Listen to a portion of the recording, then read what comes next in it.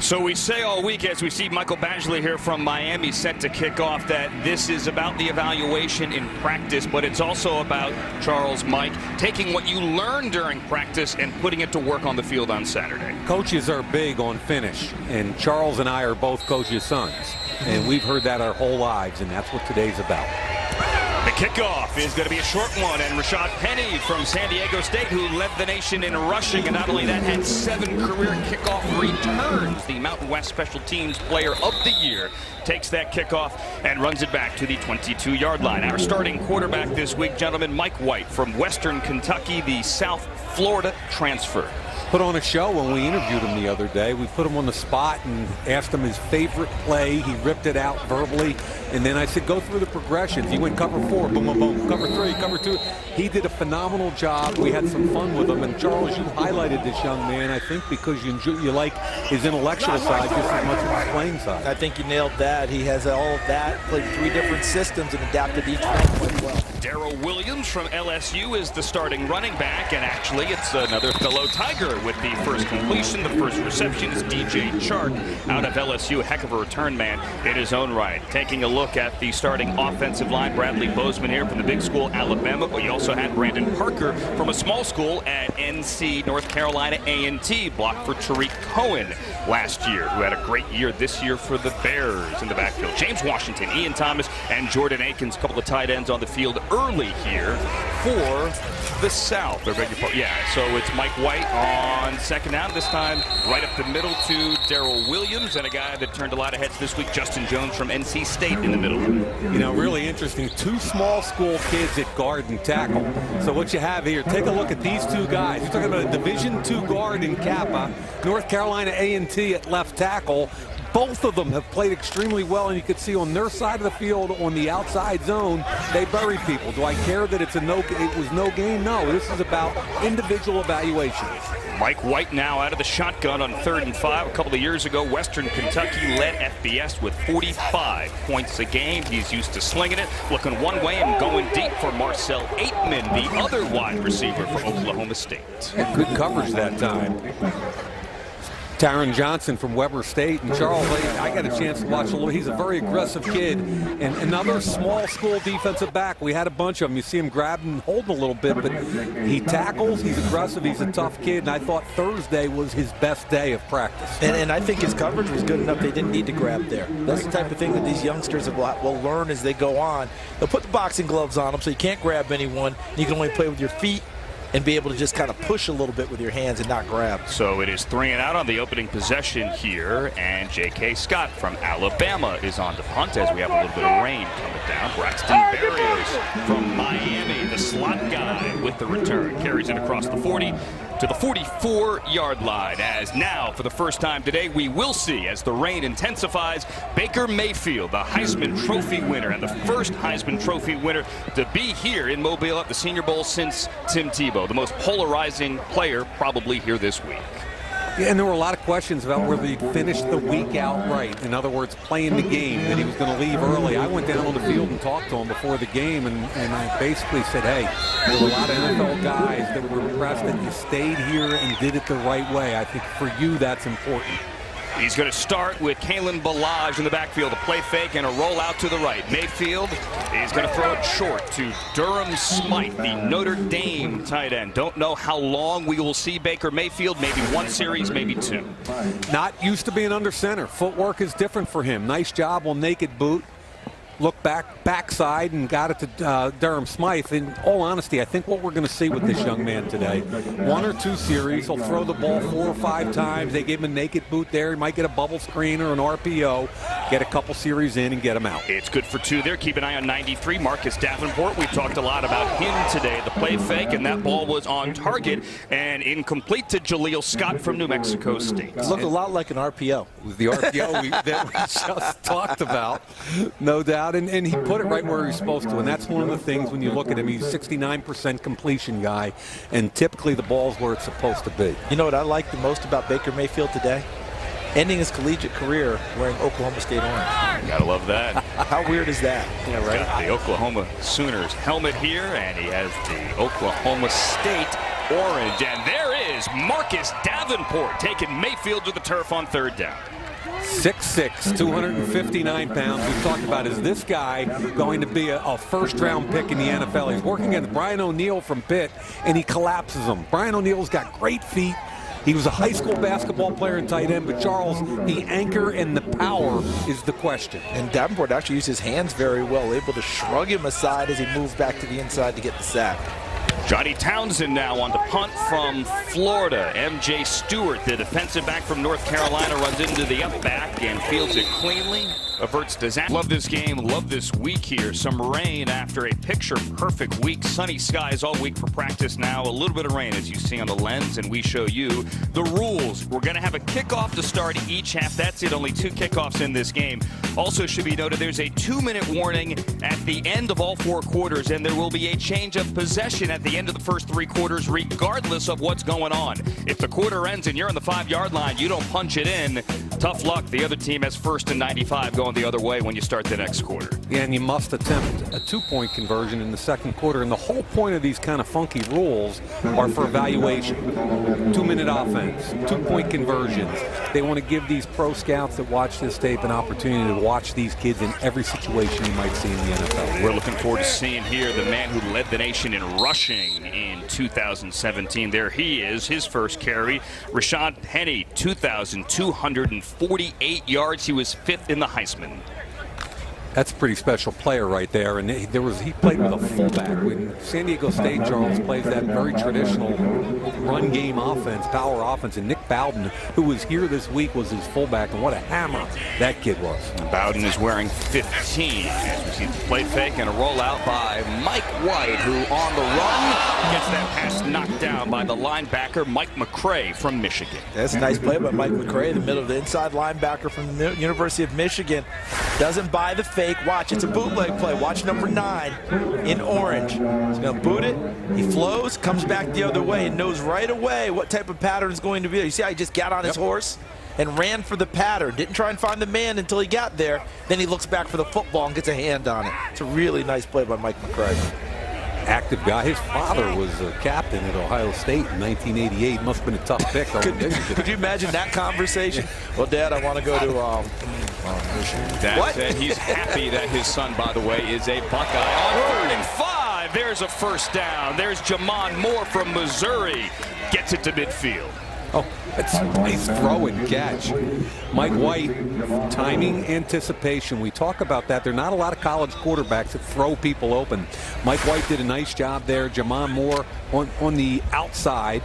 He gets on top of the defensive back for Weber State. And look where the location of the football is, Charles. And that was really nice patience by Moore, because I think he wanted to be inside earlier on that route. Mike stayed on the outside, then came inside later, and a nice throw by White to complete the play. Just shy of the 50. They're going to put it at the 46 after a gain of 22. And here is Penny. Does he have the speed to make it? Rashaad Penny is finally tracked down at the 20-yard line. There is our first big play of the day, finally tracked down by Trayvon Henderson from Hawaii. Watch the tight end Ian Thomas come across, kick out the defensive end Okoronkwo. Great job by the blockers up front, and Penny does the rest. Yeah, you're right. He got that wham block on the other side, but the left side of the offensive line created a huge gash in the defensive front, and Penny was into the secondary before he could blink. Gain of 34. Feed him. Penny again. Takes it inside the 15. Big O-line doing a nice job in front of him. And that's who Penny is, downhill. You know, he's side saddle on the shotgun there. He can catch the football out of the backfield. And I think one of the things he's got to get better at, Charles, is just committing to pass protection and route running. They're the two things, if he wants to be a 3-down back in the NFL, catching the football, identifying and blocking in pass protection. What he'll find out very quickly is the coaches won't get on about pass protection. His quarterback will. And that's what'll keep you off the field. Penny goes to the sideline with his 40 yards, and Ito Smith now checks in, and Mike White's going to throw a touchdown to Traquan Smith from Central Florida, and there is our first score of the game. Mike White looking sharp, Charles. And sharp in so many ways and where he's putting the football. Because we talk about accuracy all the time, and it's not just a matter of completion percentage. It's, is the ball in the right place for that particular play? Is it in a spot to keep your guy running away from the defense? Look at this. Absolutely perfect. He's got inside leverage on the defender. puts it right to the inside part of the number 4, and whammo. I'm with you, Mike. Mike White off to a very nice start as the quarterback here today. And how about Shakquem Smith? You know what they say at University of Central Florida for the wideouts, don't you? What is that? No block, no rock. That's it. Well, he got the rock there and got a touchdown there, and now Daniel Carlson from Auburn is on. This is an NFL extra point from 33, and he nails it. Daniel Carlson never missed an extra point in college. 208 of 208, now make it 209. Henny sets up Smith, and the South is on the board first. Our first score of the game, 14 yards for the guy wearing 14. Mike White makes it a 7-0 game. Daniel Jeremiah, what do you see from down there? I'll tell you what, down here, guys, you get a great sense of watching him move defenders with his eyes. That's some graduate-level football from Mike White there on that drive. Great job. DJ picks up a real good point. He got the underneath coverage out, but what I've loved, Charles, is the accuracy. Every ball's been right where it's supposed to be so the receiver can catch and run. He's got excellent training. Think about it, back-to-back. Jeff Brom was his head coach, right, who's now at Purdue. Did a nice job resuscitating the Boilermakers this year, didn't he? No doubt. And then Mike Sanford came in from Stanford. Very well schooled in what to do in the passing game. Also will run the ball a little bit from that Stanford background, although they had a tough time doing it this year. But Mike White can sling it. We're getting a second possession for Baker Mayfield after a 3-and-out and a sack on the first possession. And the first play here is a run to Kalen Ballage with Shakquem Griffin in there. They're two intriguing names you just dropped. Ballage is a guy that you look at as production versus potential. His production wasn't great at Arizona State, but he's a height, weight, speed freak. I'm talking about 27 right there, Ballage. And teams are intrigued by his physical skill set, even though he didn't get a lot of touches at Arizona State. He's going to be a combine star in terms of the workout. Yep. Mayfield again gives to Ballage. Big hole. Ballage at the 40. Ballage lowers his shoulder and takes it across the 45-yard line. Went through Quinn Blanding for a first down. So Will Hernandez has been really intriguing. 340-pound guard. Look at him skip into the hole, get the hit on the linebacker. And he's a mauler. He's nasty. People wanted to see his feet, especially with change of direction. He pass protected pretty well. I think he could go in the second round. That was a heck of a skip pull there, wasn't it? I mean, he skipped and then pulled. It's a gain of 16 for Ballage, who's going to get another carry. Kalen Ballage, fascinating player. Kind of did everything at Arizona State, but lost his job late in 2017. Once had an FBS record 8 touchdowns in a game. I love that first run he had. You know, it's being able to explode through it because I like the way he finished, drop his shoulder and finish. But what I want to see more from him when the opportunity presents, how does he pick his way through the trash at the line of scrimmage to create some bigger runs downfield? Yeah, contact balance is, can he do that? Yep. Mayfield setting up the screen on 3rd and 2. That is Alan Lazard out of Iowa State. Beg your pardon, the scoreboard said 3rd down. That was 2nd down. And they're going to take it across midfield to the 49. Will Hernandez, 340-pound dancing bear. Look at those shoulder pads. He looks like Incognito to me. Richie Incognito with a very similar demeanor. You want to talk about nasty finish. The question is, on change of direction and quickness, can he handle that? A big mauling gap scheme team will fall in love with him. 3rd and 5. Mayfield pulls it back, throws it wide left. Not going to be enough for the first down. It's Lazard again, coming up a couple of yards short. And you're talking about Incognito and demeanor on the field, right, Mike? Yep. Yeah, not necessarily, because we haven't had any of that off-field stuff with Will Hernandez. He's just been out there just beating people up. They're going to go for it on 4th down, and I think they should. This is probably going to be it for Baker Mayfield, so let's see the kid sling one. See what he can do on 4th down. And it's good for all the positions to see what they do in these short yardage situations. See how defense handles it. Single high press, it's man coverage. Baker, throw it up, brother. Show the read and throw it. Ballage, though, has a big hole and a first down, so the drive will stay alive as once again Kalen Ballage lowers the shoulder, this time through the local guy, Jeremy Reese. And it started with his read, Mike. Great blocking, and it's just zone scheme blocking, and you can see 52, the big lineman getting out there, Mason Cole from Michigan. He did a nice job sealing, and now watch him drop the pad level, Charles. You just talked about him being more physical in his contact balance. And it started with the vision because the play was designed left. He saw it blocked and a little traffic and came back right and found the open space. All knocked down. Mayfield doesn't want it. Smart man. Marcus Davenport got a hand on that one. Second play he's made today. How about Davenport? We just did a little report before the game that he's a different kind of kid, like a flatliner. He didn't show a whole lot of crazy intensity during the week, and not that every kid has to be that way, but the coaches were kind of like, we want to see more, we want to see more. Thursday was his best practice, and he's continuing it today. Andrew Brown. It was Andrew Brown. My apologies there. Even though we did see Davenport have the sack earlier, Davenport, Andrew Brown both had good weeks as Mayfield steps up, throws it deep. He overthrows the fullback who went down the right sideline to Dimitri Flowers and his teammates. Yeah, they did that a lot, little wheel route at Oklahoma where Flowers was open an awful lot. Pressure again, and you mentioned the name Andrew Brown from Virginia. You're talking about a guy that was a 5-star recruit coming out of high school, was kind of not as productive as he should have been in college. I talked to the defensive line coach before the game down there, and he basically said, hey, they were doing a lot of two-gap and different kind of stuff. This young man has physical traits to play in the NFL, and he can be in a one-gap-and-go scheme. Officials huddling here. Kevin Marr is our official this evening, our lead referee. 4:46 to go. South on top of the North, 7-0 on a touchdown. Mike White to Traquan Smith.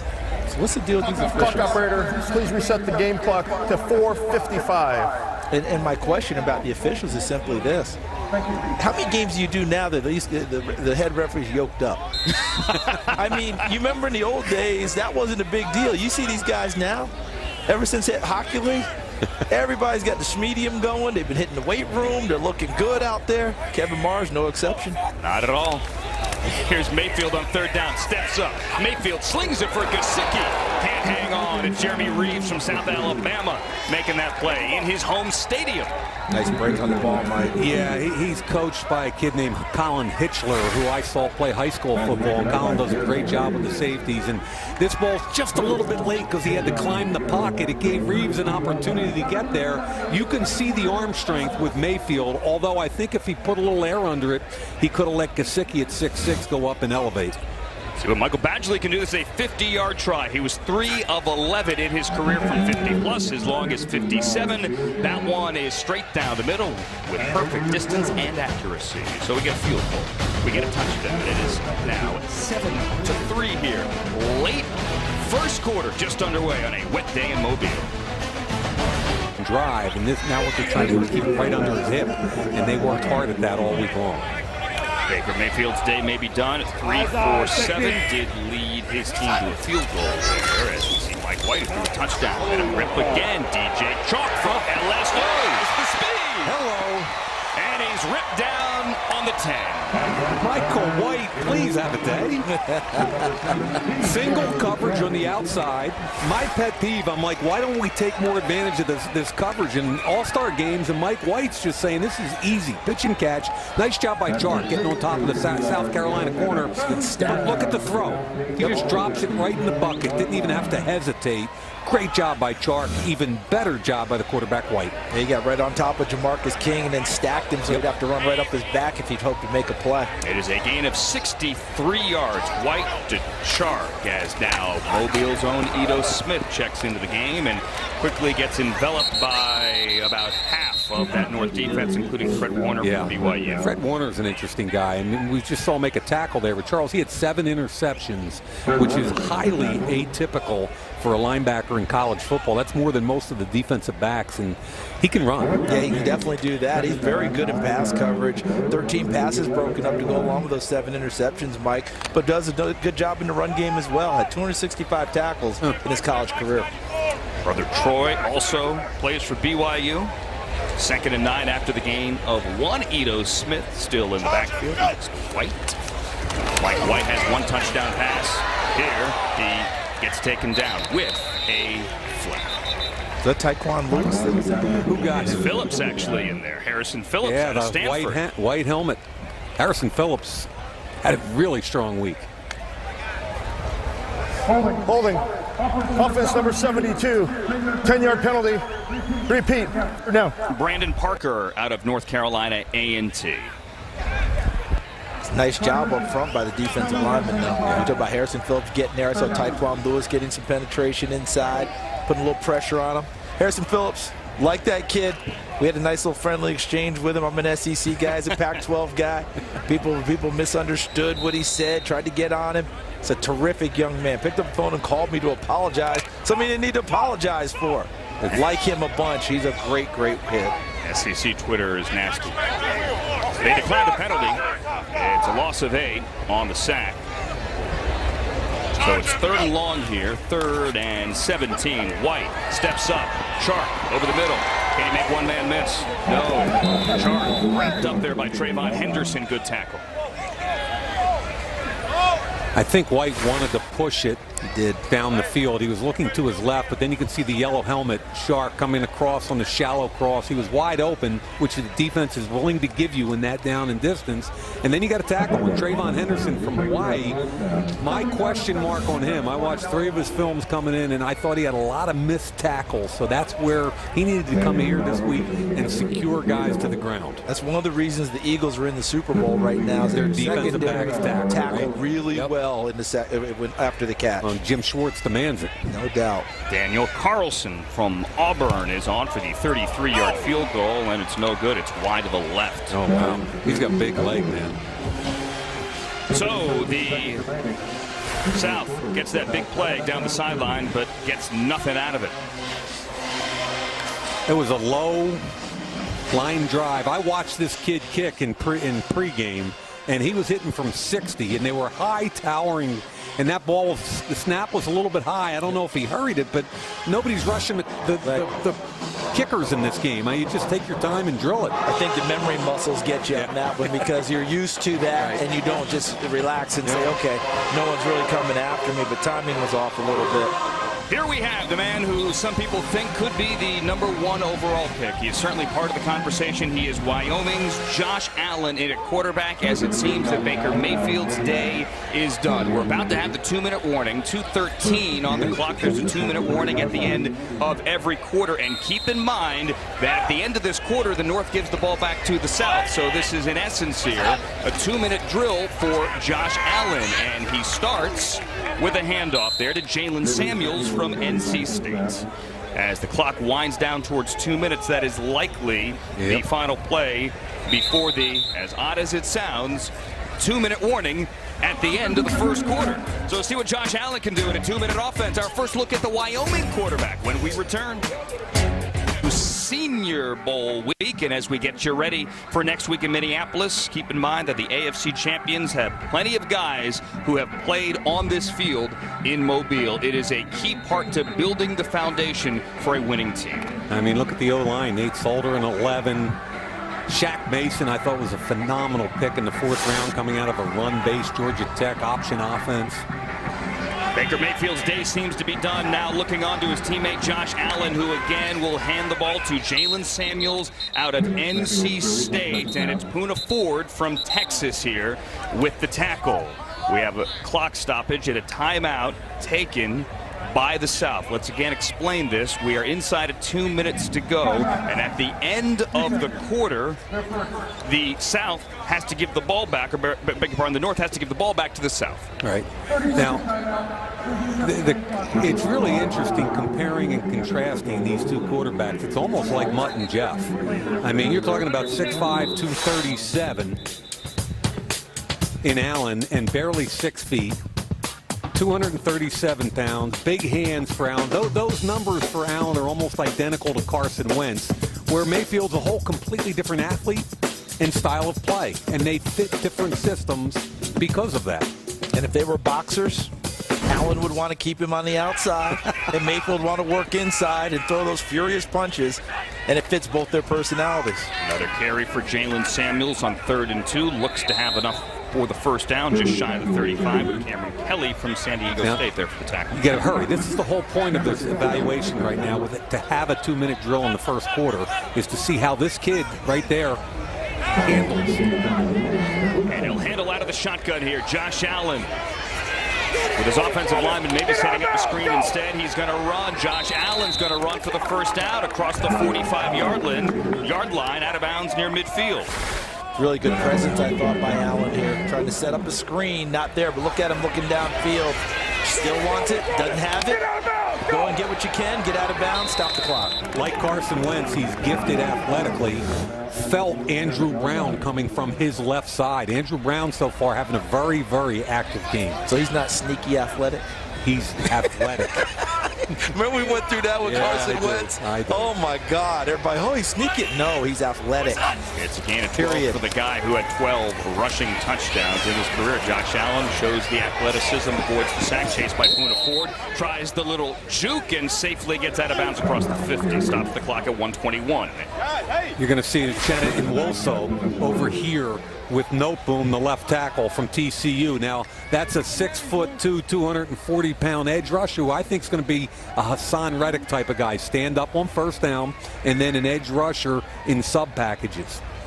But look, again, Josh Allen, 6'5", 237. It's not there, Chuck. Yep. Pull it down and go. Pull it down and go. Yep. I think I was actually Jamil Demby over there, Mike. Was that Demby, the main? The main kid. I'm messing these helmets up. Well, these helmets mess with us because they don't always correlate to what we grew up with, do they? I'm just going to call it helmets for now on. All right, so there is NC State. Jalen Samuels over the left side for the first down, a gain of 11 to the 41-yard line, and the clock continues to move. I think he's had a pretty decent week, Mike, overall. Samuels, even though people are still trying to figure out where to slot him.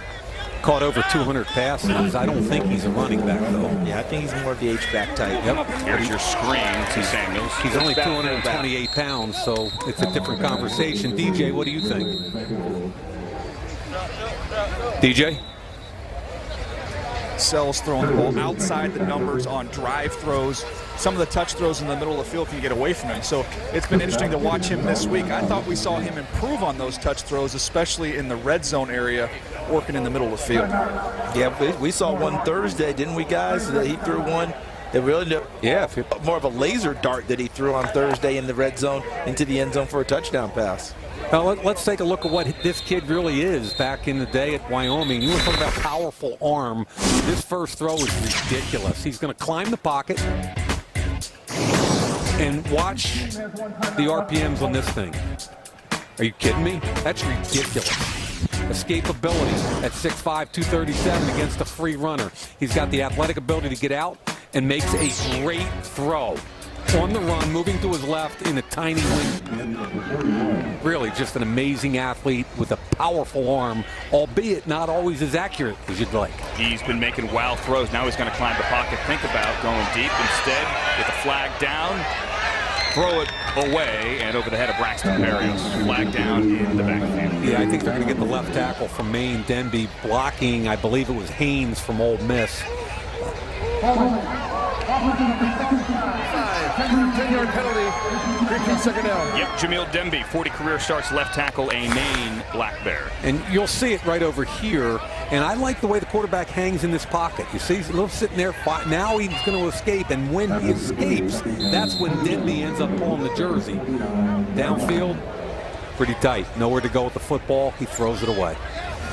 Good coverage there. Shandon Sullivan, the Georgia State corner. So the hold will back it up 10, make it a 2nd and 20 back on the other side of midfield at the 49. Josh Allen again, pressure on, checks it down. Samuels over the middle. Samuels to the 40. Jalen Samuels chased down finally from behind by Darius Leonard. Mike, you showed that comparison between Allen and Baker Mayfield in terms of height and all the other stuff. Do you see how his height, he played to it right there? Yep. Because he could see over the top. Because he could see over the top, he didn't have to get shaky in the pocket. He didn't have to get, the feet didn't have to move around, right? He didn't have to find a sight line. He got back into the pocket and stood solid because he could see everything there and then was able to throw the ball downfield. For other quarterbacks who may not have that, you may have to see a little bit more movement in the pocket to find that sight line in order to get it downfield. That time I thought Josh Allen played to his height. Downfield and down on the field, Daniel Jeremiah.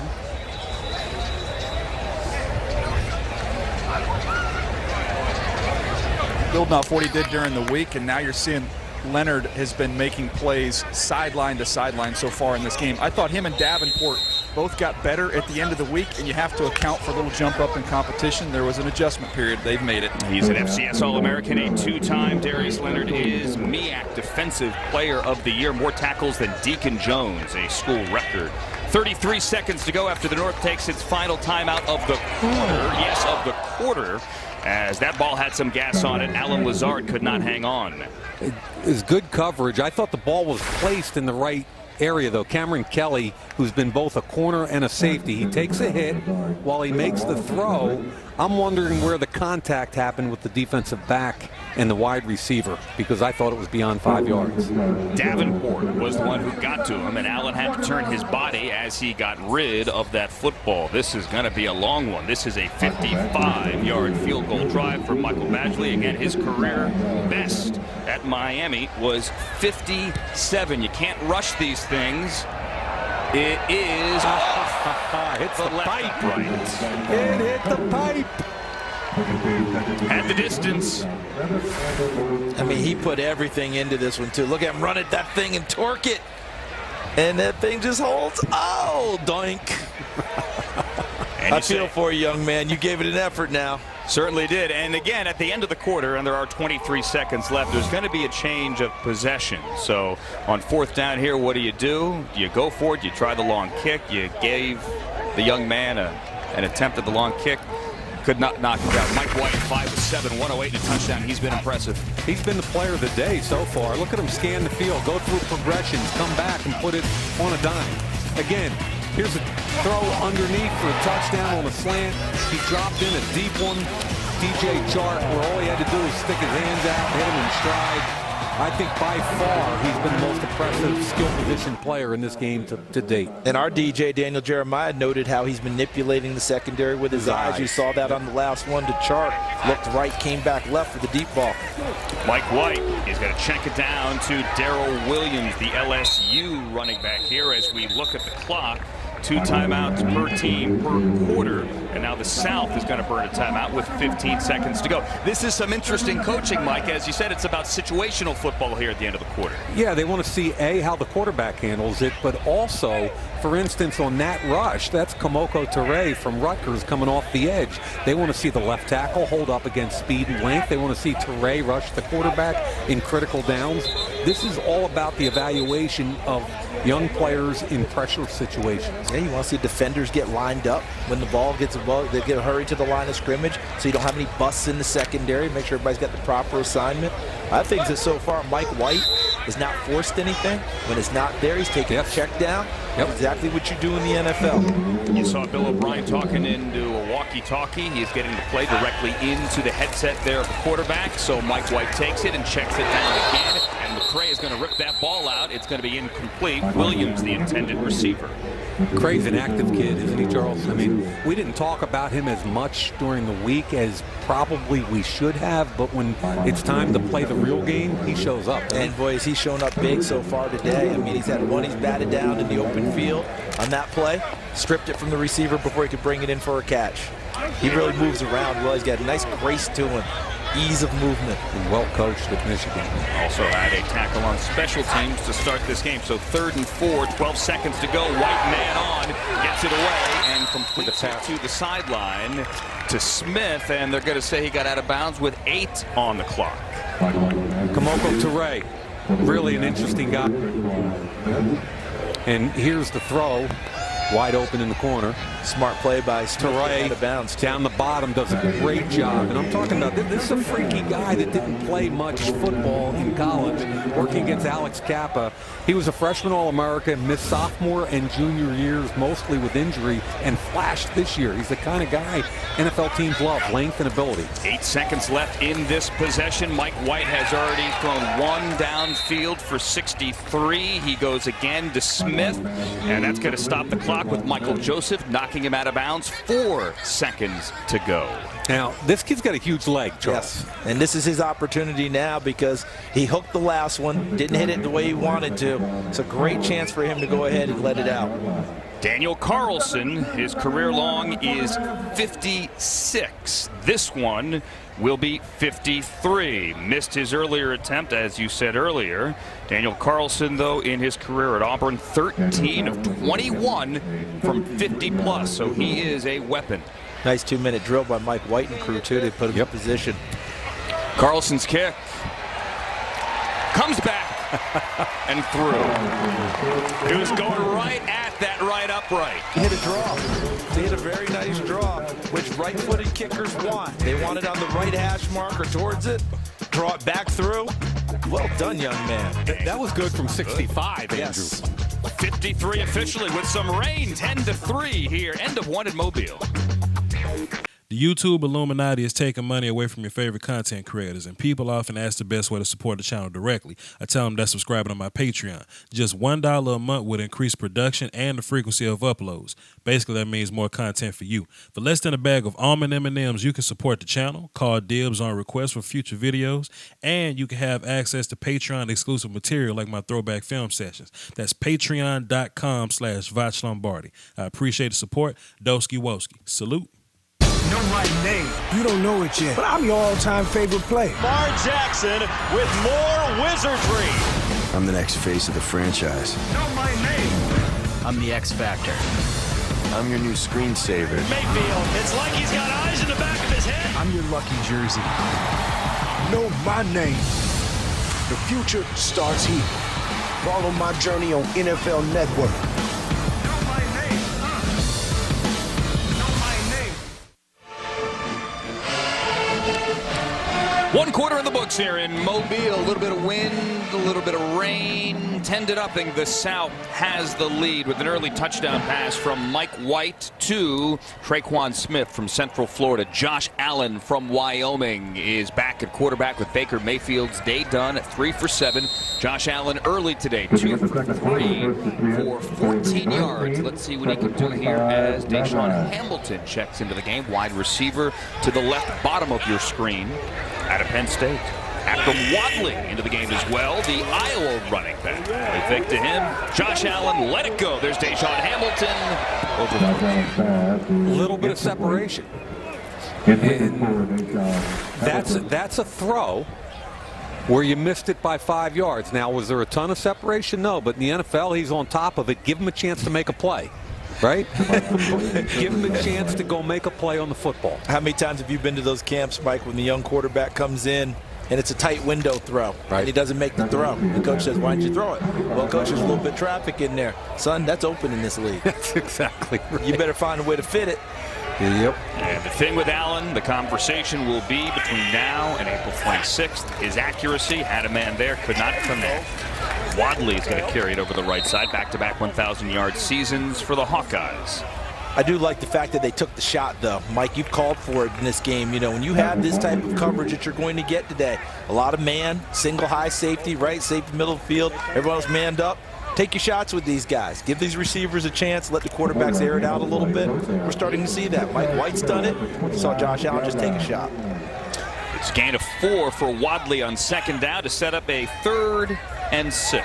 And coverage all the way across. Got Jaleel Scott in the slot to the left there as well. Allen holding it, and finally getting ripped down by both LSU defensive linemen Christian Lacouture and Greg Gilmore. Good coverage forced him to bring the ball down. Nice job. Left tackle's going to push Davenport up the field. He climbs the pocket, but that gives the defensive tackle, both yellow helmets from LSU, an opportunity to make a play. Yeah, kind of went right into the pincer between the two of them, correct, didn't they? Nice job. Davenport forced him up into the pocket, and the LSU kids cleaned it up. And now Johnny Townsend is on to punt. MJ Stewart from North Carolina. Somebody named MJ from North Carolina. The defensive back. Spins, and is eventually brought down by Tanner Carew, the long snapper. Nice play, Tanner Carew. 10-3, early second. Back at the Reese's Senior Bowl here in Mobile, Alabama, the South on top of the North, 10-3. Mike Mayock, Charles Davis, I'm Andrew Siciliano, and this is a treat. Joining us as well down to the sideline, the defensive coordinator of the Houston Texans and the D coordinator for the South, Romeo Crennel. Are you allowed to do this in game? No, I'm not allowed to do this in game, but this is a special game, so I'm going to take advantage of it. Hey, Coach, you and I are both old enough to have this particular conversation, okay? All right. Marcus Davenport, you've seen all week. Can you compare him to anybody on the Houston Texans right now? Merciless, Clowney, that whole group, or is he completely different than those guys? Well, you know what? He has some features with his length and with his quickness as a pass rusher. You know, they're more developed than he is right now, and he's got to work on his game and get more developed. Who else on the defensive side of the ball that you like something about, whether it's intensity, toughness, playmaking ability? Give us a name or two that jumped out at you. Well, unfortunately, he got hurt, but I noticed him all week playing with leverage and strength and being able to win one-on-one. So I definitely noticed him. And then Griffin. I like Griffin to be able to do what he does with only one hand. That impresses me, and I think that there's going to be a role for him somewhere in the NFL. We're talking about Shakquem Griffin here as Kirk Benkert throws deep down the left sideline, and that one's knocked away. Want to get Coach back to Shakquem Griffin. I think for years people have told him he can't do it. He certainly proved this week that he can. Well, that's right. He sure has, you know, and he's played outside backer, he's played pass rusher, and we even lined him up at a safety some. So hopefully everybody in the NFL sees what he brings to the table. Coach, when you're evaluating all these pass rushers and guys who are coming in, defenders, how different is it to try and evaluate college guys now as opposed to maybe 10, 12 years ago with the way they're running college offenses these days? Well, I think we're able to identify the pass rushers a lot quicker now than we used to be able to. Oh, nice play, Coach. Rashaad Penny. It looks like we just scored, Mike, so that's great. I enjoyed talking to you. I might have to talk to you a little bit more. You get going, Coach. All right. Go get him, Coach. Go. Nice talk, Get out of here, Romeo Crennel. Take care. Sorry to cut you off, but we had action. Kirk Benkert stepped up in the pocket, made a play, and hit Rashaad Penny down the sideline. We do have an injury on the play, but that was a 73-yard touchdown. Yeah, Okoronkwo and Holmes both got pressure. Benkert stepped outside of it, alertly hit Penny, who made everybody miss. And Charles, that's a showcase for Penny's athletic ability. It really is. And how about for Benkert? Because more of his throws I've seen were pocket throws than actually breaking out of them. He could do it, but I thought more of those where he would stand in and fire and deliver. How about him moving to his left there and dropping that in the bucket where Fred Warner was right there in coverage but didn't get his head around, never saw the ball. He didn't see the ball until the ball dropped into the hands of Penny. And then Penny, of course, took it the rest of the way. So I thought that was nice coordination. Quarterback extending the play. Penny making a play outside the numbers, and then turning into a touchdown. And Fred Warner was actually down on the play. He is now up and walking back to the north sideline, so that is good to see. In the second quarter in this game, and there are a lot of little nuances, a lot of different rules here to make this game fun. 2-point conversions are mandatory. So after that 73-yard touchdown, Benkert's going to get a play from Bill O'Brien and go back to the huddle and go for 2. And again, they put the ball like the NFL on the 2-yard line for a special 2-point conversion. It forces offensive and defensive players into uncomfortable situations. And again, you see O'Brien talking into the walkie-talkie there. For the first time this year is that coach-to-quarterback communication system here at the Reese Senior Bowl. Chark and James Washington from Oklahoma State to the left. In the backfield, it's Ito Smith. To the right, it's Ayton. And Smith is going to take the carry, and he is going to power into the end zone for the 2-point conversion. Love to see that for the local kid, Ito Smith. Ito Smith from here in Mobile after Kirk Benkert makes a play, and Rashaad Penny takes off. It is 18-3. 12:35 to go, second quarter at Lambeau. Reese's has the partnership with Feeding America, which led directly to Feeding the Gulf Coast. But all the schools were visited yesterday, 2 of our local hospitals, and this is the showcase event, but yesterday's my favorite day of the year as part of the Reese Senior Bowl. Yeah, I mean, you hear people like Ito Smith say that when he was growing up here in Mobile, he used to come out and get these players' autographs here, and then you see kind of just that continue, and I think the players really take to all those kids wanting to see that. Yeah, and of course we had 6 local players come back, including Jeremy Reeves from Pensacola. He played at South Alabama, but I think all of them enjoyed being back here in Ladd Peoples Stadium all week and then on game day. But all of the other players across the game understand that as a pro athlete, that's part of the obligation, is that not even an obligation, but the desire to help others. Baker Mayfield, of course, was a big get for you to get him here and then, of course, to play and stay for today's game. Yeah, and it was never said to me that he had any intention of doing anything other than playing the game. That was never said to me, but I give him a lot of credit because he was pulled in a zillion different ways this week. He kept his poise, his composure, and then he showed up out here and gave us a couple of drives, and very proud of what Baker did, and we were honored to have a Heisman Trophy winner here for the first time since 2006 as a senior. Of course, Tim Tebow was here, but he had won the award as an underclassman. Certainly a polarizing player. I know the media was all over him. Yeah, well, they wanted to get to know him more because we had over 600 members of the media here, and every one of them wanted a sit down with Baker Mayfield. But of course, he did a great job all week in terms of a lot of the media requests, and of course, he has now exited the game. But again, we were very proud to have him here. And Phil, maybe one or two players that might come out of this game. I mean, Kareem Hunt coming out of this game, Rashaad Penny already having a great day, but who else should we keep our eyes on? Yeah, Rashaad Penny's off to a tremendous start. Kalen Ballage broke out of there. How about Mike White, the quarterback for Western Kentucky? Best quarterback of the day so far. Yeah, DJ Shark has made a couple plays out of LSU, but Marcus Davenport, UTSA, he showed up to play today, and he's made his presence felt out here on the defensive side. I think he got tired of hearing what the guys upstairs were saying about him, so early in this game he came out and kind of shut you guys up, right, Andrew? Phil, thank you so much. Great job as always. Yeah, so much. Thank you so much, and thank you for being here. Guys, back up to you. All right, thank you, Phil Savage. Always a great week here as we see a play made by Bilal Nichols, the Delaware defensive tackle who we saw last week at the East-West Shrine game and was a late injury addition this week. It's 18-3. The South on top of the North, about 4 minutes in to the second quarter. Mike Mayock and Charles Davis up here with me. Daniel Jeremiah also down on the sideline. That last possession while Alex and Phil Savage were speaking had a third down where Josh Allen put it in the belly of Deshaun Hamilton, but they could not connect, could not hang on as Ito Smith, the Mobile kid, has a carry over the left side. As we see some of these Senior Bowl standouts we've seen the last couple of years, Carson Wentz, Dak Prescott. We had last year not only Evan Engram, who had a very good season with the Giants, but the NFL rushing champion in Kareem Hunt. Pretty special group every year. Toledo's Kareem Hunt came in here, turned heads throughout the week, had a good game on Saturday as well. It's a showcase for everybody in every division, every place to show their wares. And you find out that they can play on the big stage. 3rd and 14. Bankert rush there by Bilal Nichols and throws it incomplete to the boundary. 4th down. Young man from Delaware getting his name called a couple of times. You know, he's got an NFL body. He's got NFL traits. Holding. Offense number 73. That penalty is declined. Brings up 4th down.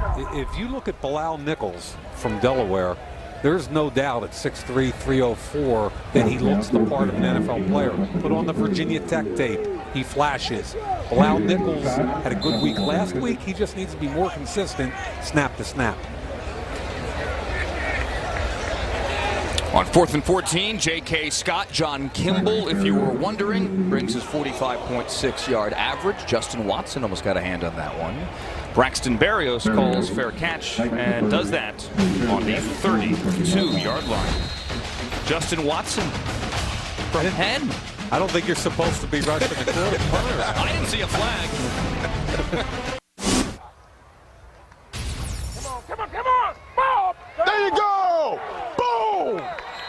That's what I'm talking about! You're so nonchalant, man. What's up? I have to be. Why is that? If I'm not, I start thinking too much. Good. All right, then I'm cool with that.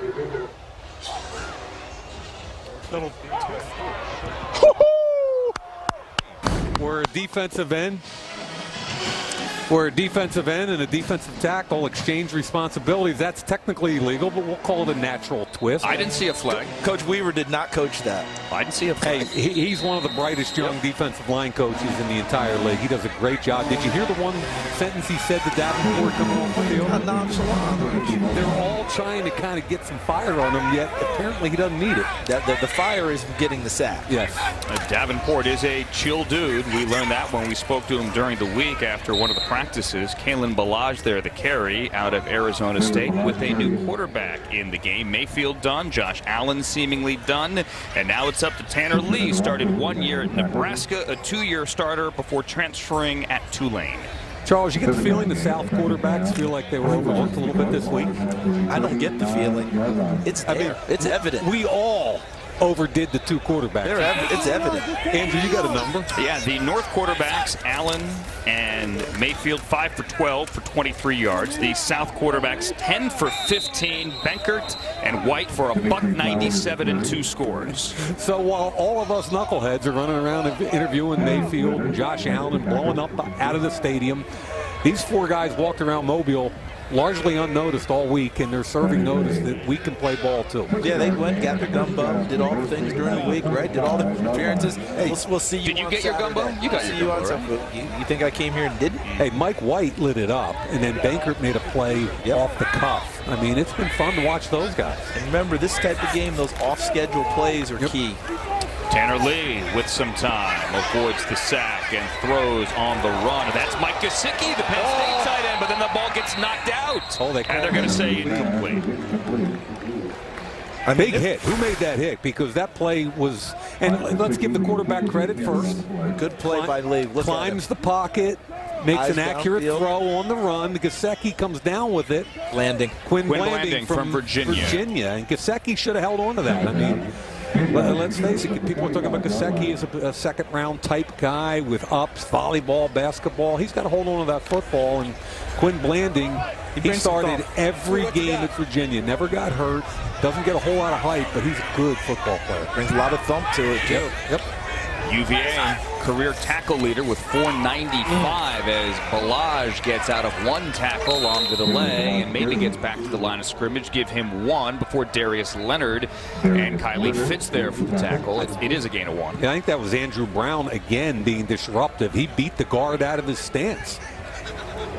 Give Balaj a little bit of credit these last couple of runs, though. What have we been talking about? His ability to run through some traffic. Here's Andrew Brown being very, very disruptive there. He escapes him. And then there's DJ's guy, Darius Leonard, making a nice play to clean it up. But Balaj trying to show us a little something to run through the trash inside. Andrew Brown beat Wyatt Teller. Here it is 3rd and 9. Lee steps up again and throws to the sideline where it's caught by Michael Gallup. Daniel Jeremiah on the sideline. It's interesting the change in what you're looking for at linebacker over the last 5 to 6 years. We've seen guys like Deion Jones, Telvin Smith, Quan Alexander, undersized but can really, really run and cover. And Darius Leonard, to me, is that guy in this draft class, and he's having a heck of a game today. Under 8 to go, second quarter in an 18-3 game. Why not go for it? And that is what the North is doing here. Down 15, 4th and 2. Balaj stacked up over the right side. I don't think he got it. He looks to be about a yard short. Full yard short. And they defense collapsed that side of the line of scrimmage. Who got him first? Because I saw Nwosu come out of there looking like he had made a play, but it looks like Jeremy Reese.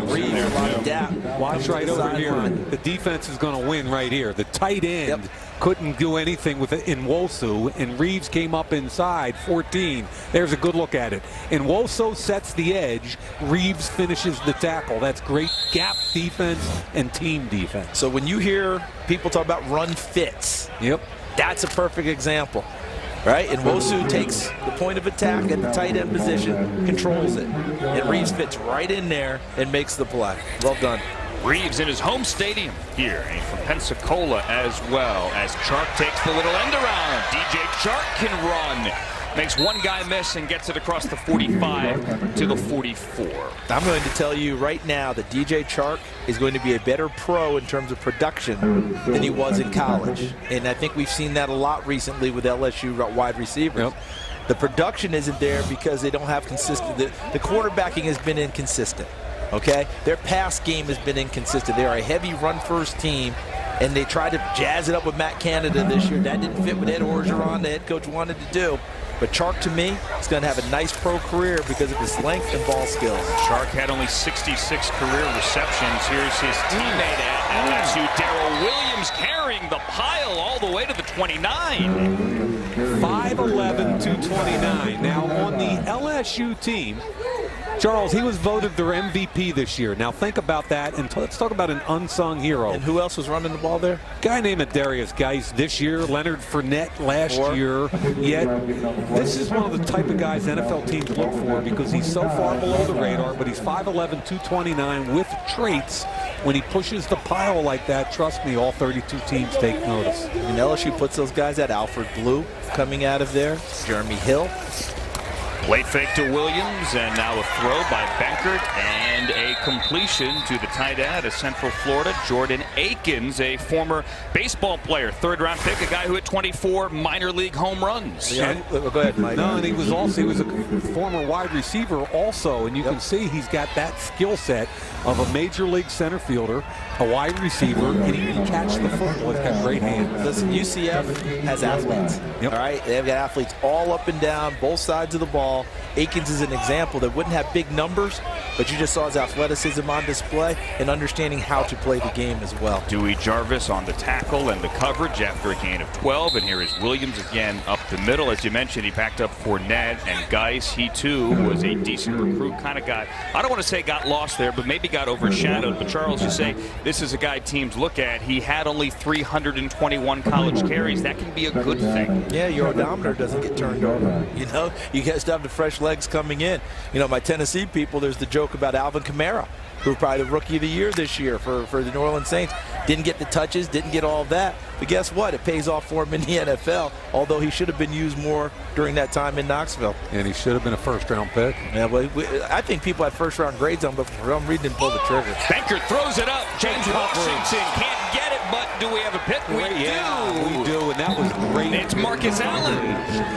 Jamarcus King, the corner from South Carolina, who's 6'1", 182 with long arms. He shadowed Washington, found the football. This is textbook, folks. Watch 7. He's got inside position, sees the football, breaks up the pass, and here comes his buddy for the interception. Yeah, that's really all nice about job. the corner, Charles. It really is, because he made an excellent play by not panicking and worrying. See, just what you said, Mike, finds the ball. When he pops it in the air, how about the hustle inside from Cooper?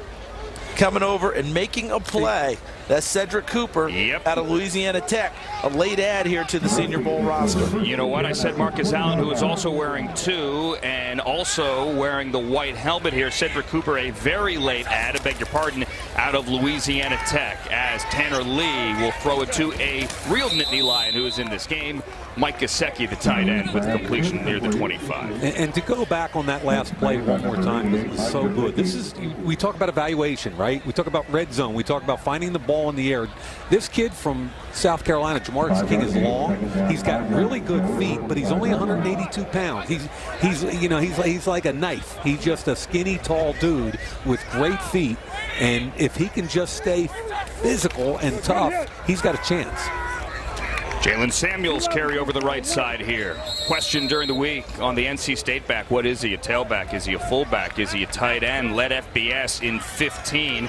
All tight ends with 65 receptions that year. I think a lot of the teams in the NFL who like to utilize a tight end, they don't necessarily have to have an absolute hammer. I mean, excuse me, a fullback. They don't have to have an absolute hammer there. They have to have a guy who can lead block. Guy can catch the ball out of the backfield. Guy can play a little H-back for you, different things. And that might be exactly where Samuels is ticketed. Well, the Eagles have a guy named Trey Burton that does a lot of things for him. It's not much bigger than him. Tanner Lee, here's Gesicki, holds on to this one. Mike Gesicki, 2 receptions in 3 plays, takes it to the 49. Are we starting to see a little bit of what is maybe driving some of the scouts a little bit batty about Tanner Lee? Because he looks awfully sharp right now, Mike. Yep. I mean, he has all the traits you look for. See Gesicki with a nice route inside. Yep. But these balls that he is delivering, Tanner Lee, they're on target, sharp, looks well in the pocket. And then you wonder about the interceptions that we've seen in college. Interceptions and accuracy, and they're the 2 issues with him. And he's got a big arm. He can stand tall in the pocket. Charles, I feel like his pocket awareness is where it falls down a little bit with him. When he has clear vision, clear feet, he drives the football with accuracy. When he doesn't, things start to break down. But he sure looks the part when he's out there. Tanner Lee keeps it, rolls to his right. he almost got picked off again. This time it would have been Cameron Kelly. Did I put the whammy on him? Charles, it encapsulated what we just talked about right there, didn't it? Exactly right. Danny Johnson with a nice job from Southern coming in, but it's just you've got space. You've got clear vision now. Don't make any mistakes. Don't try to fit it in if it's not there. It certainly wasn't there, and two defensive players get a shot at an interception. It's really nice coverage, tight right there. Who was that? 24, Danny Johnson from Southern. Danny Johnson. And then, of course, on the backside, Cameron Kelly almost comes up with the pick. I mean, Danny Johnson had 16 picks at Southern. He's a return specialist. He's got a little juice. Tanner Lee on third down. Looks like he wants to go deep instead. Went for the tight end. Durham Smythe up the seam and couldn't connect. Good defense. They were trying to rub route, and there was a collision. The corner and the safety hung in there tough, and really the ball had to come out. So, Charles, you called it exactly right. You saw the good and the bad right there of Tanner Lee. And we saw a pick. Not a rub. Not a rub. You know me, Mike, with that rub. You were doing that all week, Charles. And they picked him off and call it a rub route. Johnny Townsend on to punt, gets it away. MJ Stewart from North Carolina is going to let it bounce, and it hits at the 9, and it's down long inside the 10. And again, it's the long snapper, Tanner Carew. So Monday on Good Morning Football, can the Eagles pull off the upset against the Patriots? We have a full preview of Super Bowl 52, Super Bowl 52. Good Morning Football, Monday, 7 a.m. Eastern, live on NFL Network. So explain to us again what's going on. There's 2 minutes and 37 seconds to half, Andrew. What's going to happen in the next 37 seconds? Mike, as we had at the end of the first quarter, a more traditional 2-minute warning here at the end of the second quarter. So 2-minute warning coming up, and it gives, as you said before, Rashaad Penny in the backfield here. It gives, I guess, some situational football coaching as Benkert fires to Tre'Quan Smith, who had the game's first touchdown. But they don't have to give the ball up in 2 minutes, right? No. No. No, they just have to start running it. They have to make sure they run a 2-minute drill. Exactly. So the 2-minute drill will start after that 2-minute warning here in the second quarter. The traditional changing of possession at halftime. You know who's been, to me, has been impressive in the first half? Is Tre'Quan Smith from UCF. Field awareness, knows where he's doing, catching the football, knows what his situation is on the clock, finds the sideline after getting all he can after his catches. He's on the bottom of the screen as Benkert gets ripped down and taken down by Obo Okoronkwo from Oklahoma. He's working against Kappa from Humboldt State, Division II. Pure speed from the outside. That's who Okoronkwo is. He's a pure speed guy. He's got some toughness. The problem with him, he's only 6'1 1/2. But he gets the sack there. Then he backs him up. It's 18-3 at the 2-minute warning. Pass rusher. Kamoko Toure from Rutgers. Here's an opportunity. And the two inside guys, Ohio State guys, and that's where they're going to have to make their living, I think, on the next level, is rushing inside in some packages, and Tyquan Lewis and Jalen Holmes. And this is their version of NASCAR. Yes. See if they can get a feel of the quarterback. They do. Benkert, though, tucks it. Runs, Benkert across the 20, the 25. You're allowed to slide here. He gets to the 30, and he goes head first for the first down. Fred Warner is there, and Benkert is slow to get up. Young man, baseball is America's pastime. Learn to slide. Please. Yeah, he's hurt. Please. Because we want to see him out there with the chance to continue to play. Terrific young man. Thought he had a really nice season this year for Virginia. Darn near single-handedly kept them in the Miami game deep into the fourth quarter. I mean, my goodness, that was during time Miami was undefeated. Virginia had the pressure on him. Benkert had a heck of a ball game. So Kurt Benkert is going to head to the sideline. Took a hit there, sandwiched between both Warner and Cedric Cooper, who had the interception earlier. He's talking to the medical staff and another quarterback out of Virginia, but this one out of Richmond. Kyle Lauletta comes into the game. The third quarterback for the South today, the conference, or rather the Colonial Player of the Year. It's a really good division, the Colonial Athletic. So the CAA, I call it the SEC of Division I AA. They're really, really good football. After the scramble for 18 by Benker, Lauletta is set up out of the shotgun on the 29, and Lauletta hit as he throws, and he throws a little behind Penny, who can't hang on. But I think that was caused by, was it Harrison Phillips? Yeah, Harrison Phillips is a good football player. Watch the white helmet from the inside. He gets a great push on the offensive lineman. I think that was Skylar Phillips from Idaho State. And, you know, he tackled two people, Mike. He tackled Phillips and the quarterback. When we talk about Stanford players, Charles, and we're good friends with David Shaw, and he helps with the draft every year. I rode in on a plane with David to get here, and he couldn't say enough great things about Harrison Phillips and how great a pro he was going to be. Clock stops on the incompletion, 1:20 to go. Lauletta lets it go, and he overthrows Jamon Moore. And again, what's the one thing you want to see there, Charles? Make a play on the ball. Give the guy a chance. And that was actually Benker coming back in after being shaken up. Benker came back in. Thank you, Charles. So he showed his toughness there, got right back into the game and made the throw. But to Mike's point, you got to give your receivers an opportunity. Give them a chance to go up and make a play. Because it is difficult as a defensive back to run that far. Typically with your back to the ball, your receiver will see the ball first, put it up there, give him a chance to make a play on it. But that's what the NFL has become. It is, jump ball league. Even if it looks like you're covered, you're not, because of the back shoulder throw. So give these guys, these wonderful athletes that you practiced with all week, a chance to make a play. Glad Benker is back after missing that play. Got shaken up on the 18-yard scramble. Throws incomplete on his first pass back, and then a little bit low and incomplete again here to Washington. Second time now he's exited the pocket to his right and throw low to a receiver out in the flat. And Okoronkwo was giving some of these tackles some problems. Okoronkwo is so quick. That time it was Corbett, a tackle from Nevada that's going to actually kick inside and play center or guard. Okoronkwo and Davenport today, both their best pass rushes have come when they've been in a two-point stance like an outside linebacker coming off the edge. J.K. Scott on fourth down from Alabama sends it high. And Braxton Berrios from Miami waits for it. He's going to take it. Braxton Berrios has room over the right side. 30. Far side 35, 40. Braxton Berrios, valedictorian of the Miami Business School, with a nice return. Andrew, you and I had a chance to chat with him on the field in pregame. We said, what's the one thing you're going to take away from here that you've learned this week, and what did he tell us? He said that you got to be a pro, and not just on game day, but all 7 days a week. And you know what his example was, Mike? What? The Krispy Kreme donuts that are put out there every day for the players over in the hotel. Yeah. He said it's a trap. They just want to see if you're going to take those donuts as opposed to putting the good stuff in your body. And I didn't take a single one all week. Yeah, what they did see was a lot of the media members, That's what I told them. Including one sitting right here named Davis. Gain of 25. 25-yard return as Tanner Lee can't connect with Deshaun Hamilton. Good coverage there, too. Corner route and heavy pressure, and he had to throw the ball early. They're having some trouble with these edge rushers. Yeah, that was DeMontre Wade from Murray State. I thought it was right there, right at the hip of the receiver, right in proper position. And he's going to get some help from the safety coming over the top. So we've got Davenport back in the game, I believe. Is he?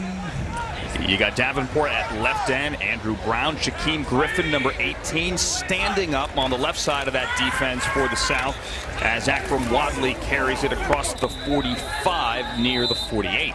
With the timeout, 2 timeouts now for each team in each quarter, and that's the first one taken here in the second. 45 on the clock. And Mike, I believe Davenport kicked inside the tackle. He did. That's why I circled him right there. Package, right? Yep. They use Davenport at the defensive tackle throughout the week in different situations. If you're just tuning in and you tuned in to see Baker Mayfield and Josh Allen, they didn't exactly put up big numbers. 3 for 7 for Mayfield. Allen 2 for 5 for 14 yards, but he also ran for 16. Yeah, I think the more important thing, DJ, is the sum of their work throughout the entire week, right? No question. This is just capping everything off today, and that's what's exciting to see these guys that have continued to just build on it and get better and better each day and are having a big day tonight. 3rd and 5 here, 45 ticks to go. Tanner Lee is third quarterback here for the North. And Tanner Lee has a man. Oh, Michael Gallup. And not hit Michael Gallup from Colorado State. He won off the line of scrimmage. I hope we can show this to you because I think he beat, was it Armani Watts playing outside? Right here. It was. He beats Watts right off the line of scrimmage. Now, Watts is a safety. I'm not sure why he's covering him in that man situation. You know, Mike, goes to Montre Wade there. Yes, my bad. It was Wade. Wade from Murray State. Yes. You nailed it, though. He beat him out right off the top. Nope. That's a good ball by Lee. Yeah, nope. I mean, if you're going to press, get your hands on him. So, here's the punt by Townsend. MJ Stewart backpedals, takes it on his 6. Stewart with once again the long snapper Tanner Carew down there. Have a day. He is having a day. That'd be one of the things that they're going to test him on, his ability to get downfield and make a play after snapping the football. Hey guys, this is the greatest long snapper performance in the history of All-Star games. You think it was better than Tyler Otts? I think he's the MVP of the game right now. I mean, the fact that you guys can discuss long snapper performances over the years is awesome. 30 seconds to go. Benkert back into the game. High and wide. Catch the football. For Akins. Alex Flanagan. You guys, I don't know if you paid attention to my very important story of course we did. this week about the Rubik's Cubes. Carew was like a stud solving that thing, so we didn't even know that he could do it. We were actually looking for J.K. Scott from Alabama because rumor had it that he could solve the Rubik's Cube really quick. But Carew solved it in, I think, 1 minute, 4 seconds. He could even do it with one hand. It was pretty incredible under pressure. Yeah, and you were peppering him the entire time, Alex, during it. Oh, do you have it? Do you not have it? Do you have it? You were testing his resolve, which is really cool. I think he could probably solve it in about like 45 without me talking. Yeah, but you just wanted to see if he could focus. It was good. Super nice kid. Jalen Holmes, the sack. Right over here, he's working against Corbett from Nevada. Good move to the inside. Corbett again was a left tackle at Nevada, but he's going to be an interior player. Holmes from Ohio State has some inside-outside flexibility, which is what's going to help him at the next level. Holmes, one of 2 Ohio State defensive ends here, number 91, only 9 career starts, but 5 career sacks. He is from Norfolk, Virginia. The other Buckeye D lineman, Tyquan Lewis, who wears number 59, a 2-time first-team Big Ten D lineman, talking there with Justin Jones from NC State, part of a fantastic Wolfpack D line. Yeah, and don't forget about the rest of that defensive line at Ohio State. There's a dude named Bosa. Heard of him? Who's just as crazy good as his brother. And then there's Sam Hubbard on the other side, who's a junior that declared, who can also play. You want to talk about depth and talent. Whew. But North Carolina State and Ohio State were loaded up front. Yeah, there's no doubt about that. And we saw evidence of that with that North Carolina State this week. You just mentioned Justin Jones, Andrew. B.J. Hill. B.J. Hill is a man. B.J. Hill's been a man down here this week. We were going to the elevator in the hotel. Yeah. And B.J. Hill's dad came over and introduced himself. And we understood why, because B.J. got to work his dad every day in pass blocking drills. Dad's a big man. So if B.J. could work on Dad, he could be a pretty good player. Well, we had the B.J. Hill family. We also had Marcus Davenport's family right there. A lot of family defensive line talent right there in the elevator. No doubt. I might have gotten off that elevator just for safety reasons. Very nice people. They were all very nice, very gracious, fun to meet them. Reset the clock to 20. Benkert steps out of a sack and lofts it deep. Can't connect with Chark. Coverage there by Isaac Yiadom out of BC. Who got the pressure there? I think it was Dooley from Wisconsin. Good coverage by Yiadom from BC. Dooley up top of the screen. Yeah, you know what he is? He's a beaver. Yep. He looks for work everywhere, outside, inside, off the ball. The dude is a stone beaver, and because of that, he's going to play in the NFL. One-year starter at Wisconsin and turned himself into a heck of a player. Special teams. Yep. Be a beaver. Beating Alex Kappa from Humboldt State. J.K. Scott will let it go from his 5. Spiraling kick, backing Barrios up. Easy for me to say, the 25. Barrios had a 34-yard return earlier. This one to the 35. Daniel? Tell you what, guys, the defensive line coaches all week long they complain that these offensive linemen cheat in one-on-ones during practice.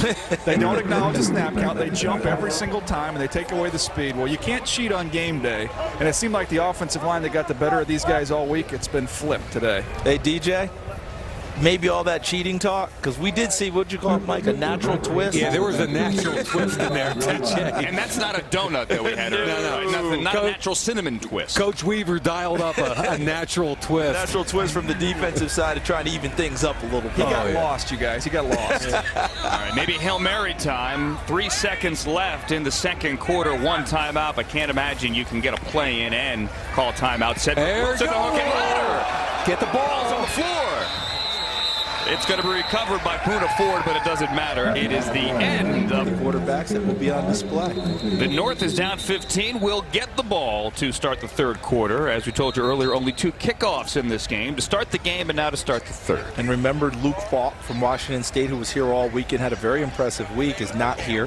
Back home for the funeral of his teammate Tyler Helinski. But he had a very nice week here. He really did. Football. Talk about timing and accuracy and anticipation. That's Luke Voch. Luke Voch had a very good week, and everyone understood here when late in the week he said, I would like to go home to California for Tyler Helinski's funeral. Spoke so highly and passionately about his former teammate. This week here in Mobile, he said when Wilson returns, that Shark has the tackle. So Tyler Helinski, Luke Voch, always connected, and Voch gets a lot of praise this week for his work on the field, his demeanor, his confidence, everything. Kind of interesting. Look who's going out to quarterback. I was told that Josh Allen would finish up the first half and then be done. It looks like they're a little upset. I think the North, I'd love to see Allen come out right here and attack the perimeter of the field. They get single high.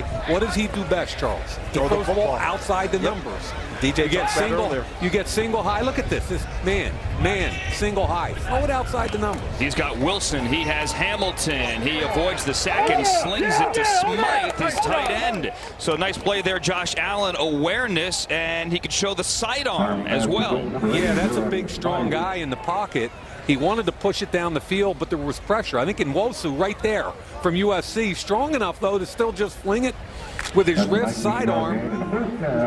He's really strong because I thought Nwosu had his ankles. He had him around the waist. He's pulling him away from the throw and had enough arm to get it there to Smythe. And it's gain of 19 for Josh Allen, who is now 3 for 6 and now 4 for 7. That's Deshaun Hamilton. This is Alex Flanagan. Andrew, we're going to see more of Josh Allen and Tanner Lee. We will not see any more of Baker Mayfield. Mayfield has actually left the stadium, you guys. He's heading home. Now, I've talked to the Senior Bowl people and Phil Savage, who felt okay about the decision he was making. They wanted to accommodate him. As you guys know, he came in with some family issues, and that was one of the reasons that he was late. So he had planned on going home a little bit early, and they felt really happy that he fulfilled the commitment to play here today. But Baker Mayfield has left the building. I was kind of bummed. He told me he'd give me a second-half interview. Well, tell him to hold my flight, will you? Drilled in the backfield by Oren Burks, a late arrival this week from Vandy. But to finish up with Alex, you're so right about he fulfilled that commitment. They knew what was going on. He came late because his mom had some health issues and he wanted to be around to be in the hospital with her. He's going to go back and be with her again. I think anyone who's listening to us understands, in all cases, for all of us, it's family first. And that's the point Mayfield made when he did address the media on the field after his first practice. Coaches said he came here, he worked, and he did play that first half. Kalen Ballage in the backfield now in a 3rd and 8. Josh Allen avoids the sack. Allen with a move, and then he goes head first across the 50 for a first down. And, you know, I think it was Davenport who's limping a little bit. Watch Davenport beat the Army guy Toth right there. Forces him up into the pocket. Gets away from LaCouture. See, look at the outside pressure. I'd like, because we didn't see the outside speed from Davenport. We saw nothing but bull rush. I think he's starting to flash in this game, and hopefully he's fine. Hopefully he's fine. But in this game, we've seen an awful lot from him. He definitely changed the schedule of what Josh Allen had in mind, didn't he? Yep. Marcus Davenport from UTSA on the sideline. Hope to get an update on him when we can. Josh Allen now all kinds of time directing traffic, throwing incomplete to Hamilton with the flag from the secondary. Now, that was a bullet right there. it was heavy play action. They only had 2 receivers, max protection, so we had plenty of time, but neither receiver was open. He waited, and prior to the pass. Defense number 22, 5-yard penalty, automatic first down. Shandon Sullivan holding Georgia State. And this is unfortunate, Mike, because I thought Sullivan was in good position. But here's what you were talking about. Josh Allen, max protection, plenty of time, and no one gives open. Yeah, but he rips it. Watch where the ball is at the end, because Hamilton finally now there's a lot of grabbing going on. He comes open. Hamilton's got to make that catch. That's the second ball today that he needs to finish on. Yeah, that's one he could finish. I mean, unfortunate they threw the flag there, but he could finish that one. Automatic first down, though, on the holding as Balaj gets around the right end. Burks gets him, tracks him down, but how about Balaj with some burst? How about the Army tackle? Brett Toth, right tackle. He's going to get a seal on, right there. That's a hard block right there. He gets the seal on Kylie Fitz. That gets the edge for Balaj. And, you know, we keep talking about Balaj, and justifiably so, but that kid with the Army helmet is a great story. And if the team has to wait 2 years for him to be able to play for him while he fulfills his military commitment, I think there are going to be plenty of teams that would like to sign him. You see that movement there, that ease, former tight end. I think that when he comes back from the 2 years, he'll be a left tackle. Gain of 10 for Balaj, now has 53. Toth, by the way, a nuclear engineering major, as now they run left side behind Denby. And Balaj continues to rack up the yardage. We mentioned a lot of small school guys here this week. Nathan Shepard broke a bone in his hand early in the week. He is gone, but he was impressing before he left. He made a huge impression. Division III, Michael Joseph, Justin Watson, Ivy League. Are you kidding me? He doesn't have the combine invite yet. Nick DeLuca is going to make somebody's team as a linebacker and special teams player, and I put him on, even though it's Division I. Don't tweet me or anything. I know what division they're in. I put that in there because I think he's had a great 2 weeks. They're not a traditional NFL-type school. He's going to play in the league. Mike, the kids today say, "Don't at me." Like, you know, the ampersand? So just be glad he said I'm not a kid. Just be glad I'm not a kid. Just try to keep you hip. I'm not a kid anymore. I'm not a kid. I mean, just the fact that I use the word tweet as a verb, it's mind-boggling. Which is absolutely startling to begin with. It really is. The idea that you are on Twitter. I hate it. I still can't believe it. We've come a long way. Jalen Samuels into the game there at tailback, taking it to the 27. Balaj, after that gain of 4 on the previous play, walks slowly to the sideline. So, Shakquem Griffin's in the game. One of the best stories in all of football. He only has one hand.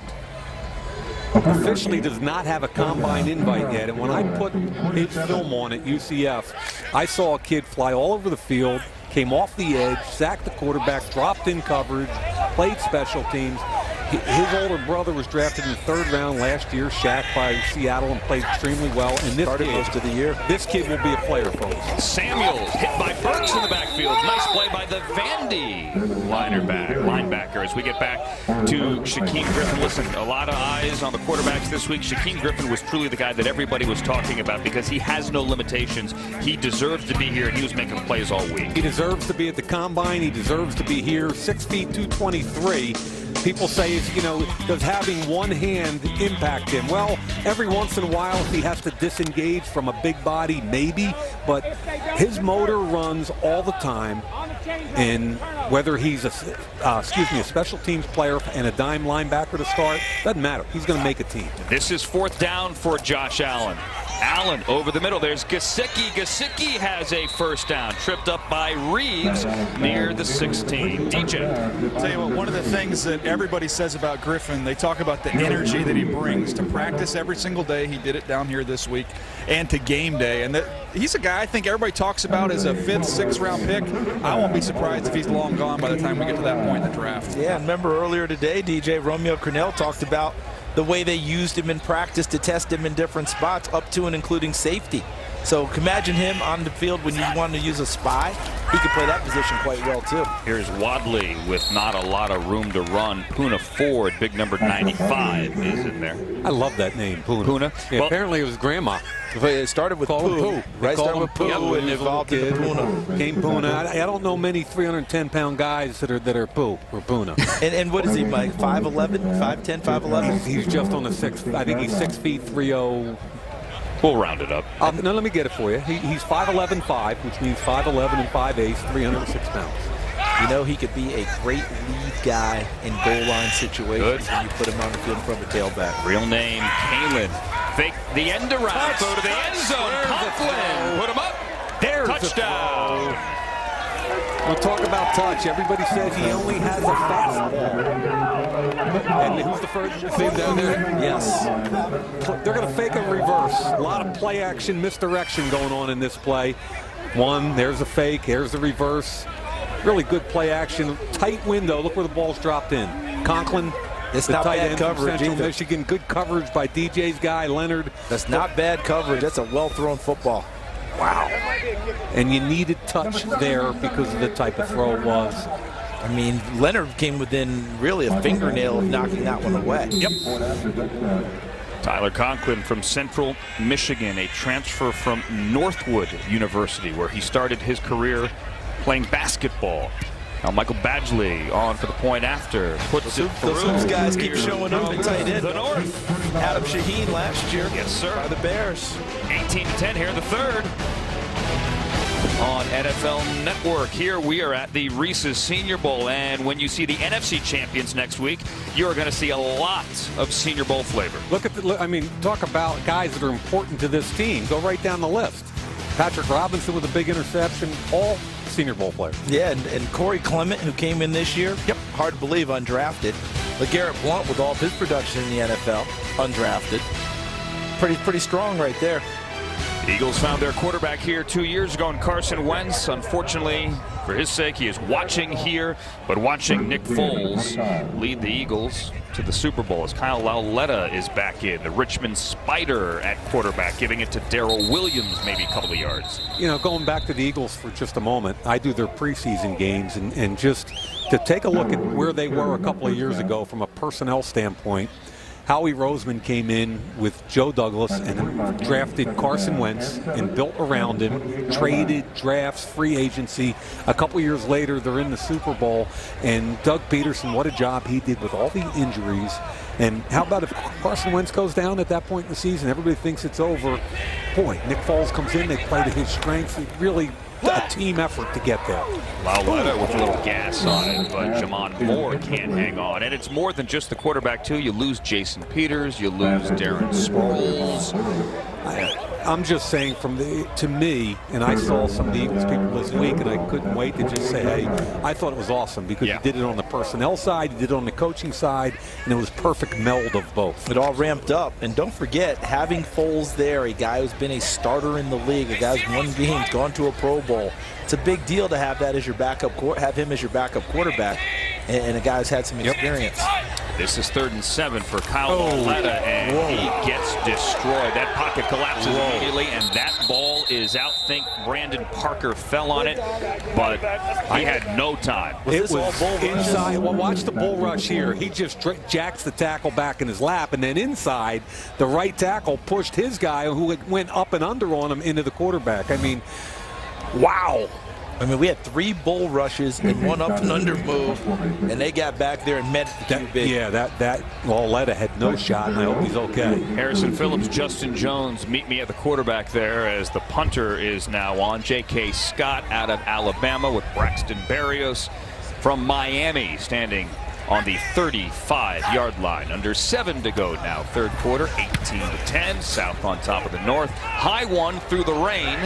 Berrios takes it on the 30. At a 34-yard return earlier, stays on his feet here and gets across the 40 to the 42. Help the quarterback, Kyle Lauletta. Whoa. But even more importantly, the hospitality of both Phil and the Senior Bowl staff, as well as the entire community of Mobile. It's quite an experience. So with that, we're really excited to extend the Reese's Senior Bowl for another 3 years. That's awesome. And you guys really, every year, it just gets better and better. And you mentioned the community aspect of it, which I know your company is also embraced as well. Yeah, absolutely. We're very thankful. Yesterday, we had the opportunity to work with Feeding the Gulf Coast, as well as some Senior Bowl players and Big Brothers, Big Sisters. So yesterday, we sorted over 1,800 pounds of food, which made over 1,500 meals. Really excited to help serve the community here in Southern Alabama. And then you also do a financial contribution as well. Yeah, $10,000 today to Feeding the Gulf Coast. We couldn't be more proud to be a part of that. Not only helping Nourishing Minds, we have a great partnership with Feeding America, but even more importantly, nourishing kids, get them ready for school so they can grow and prosper. All right, as we're sitting here chatting, there's a touchdown. Andrew, you want to take that real quick and then get it back to me? Yeah, Alex, that was Durham Smythe with the touchdown from Josh Allen to put together a very nice and very quick drive. Smythe the touchdown after a 31-yarder that we'll break down later to Michael Gallup. Here's that first one, Mike. It was a play action. Deep over. The throw is outstanding. The Alabama corner can't get there. Michael Gallup finishes the play. Now that sets up the touchdown. Drop back, and this is all a touch pass again. So we saw the heavy power, the steam on the last throw. Now we see the touch.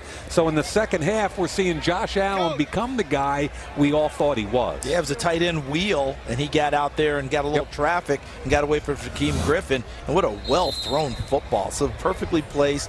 And what's that word again? Gas and air, man. Gas and air.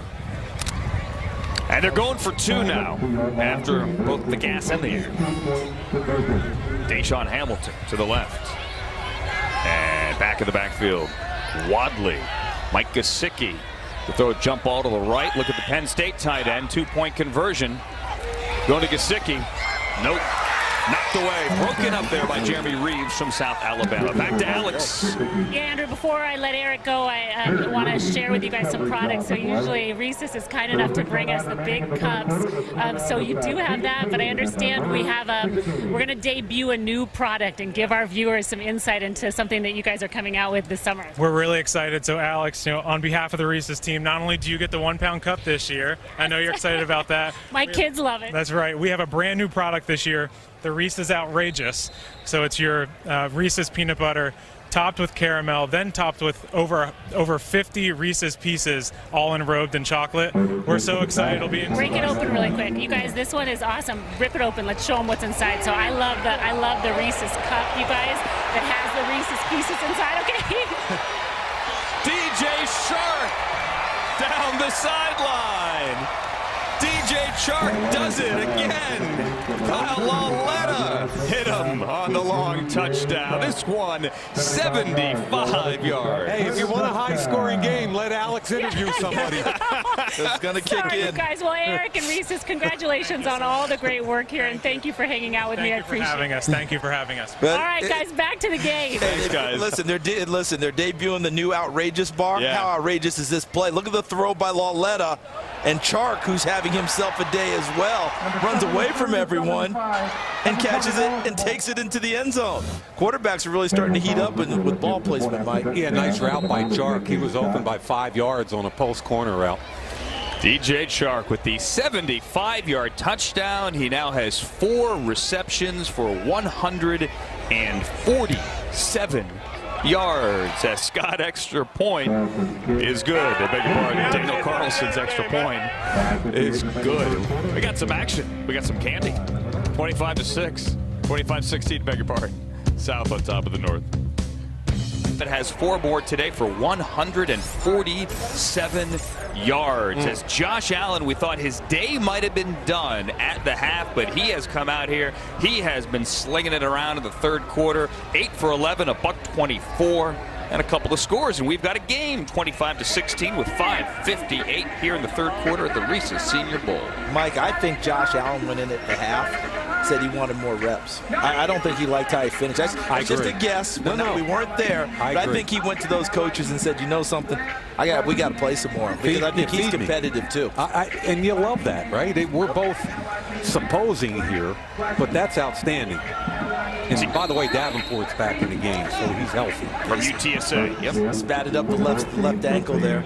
These two guys have played well, Davenport and Brown from Virginia.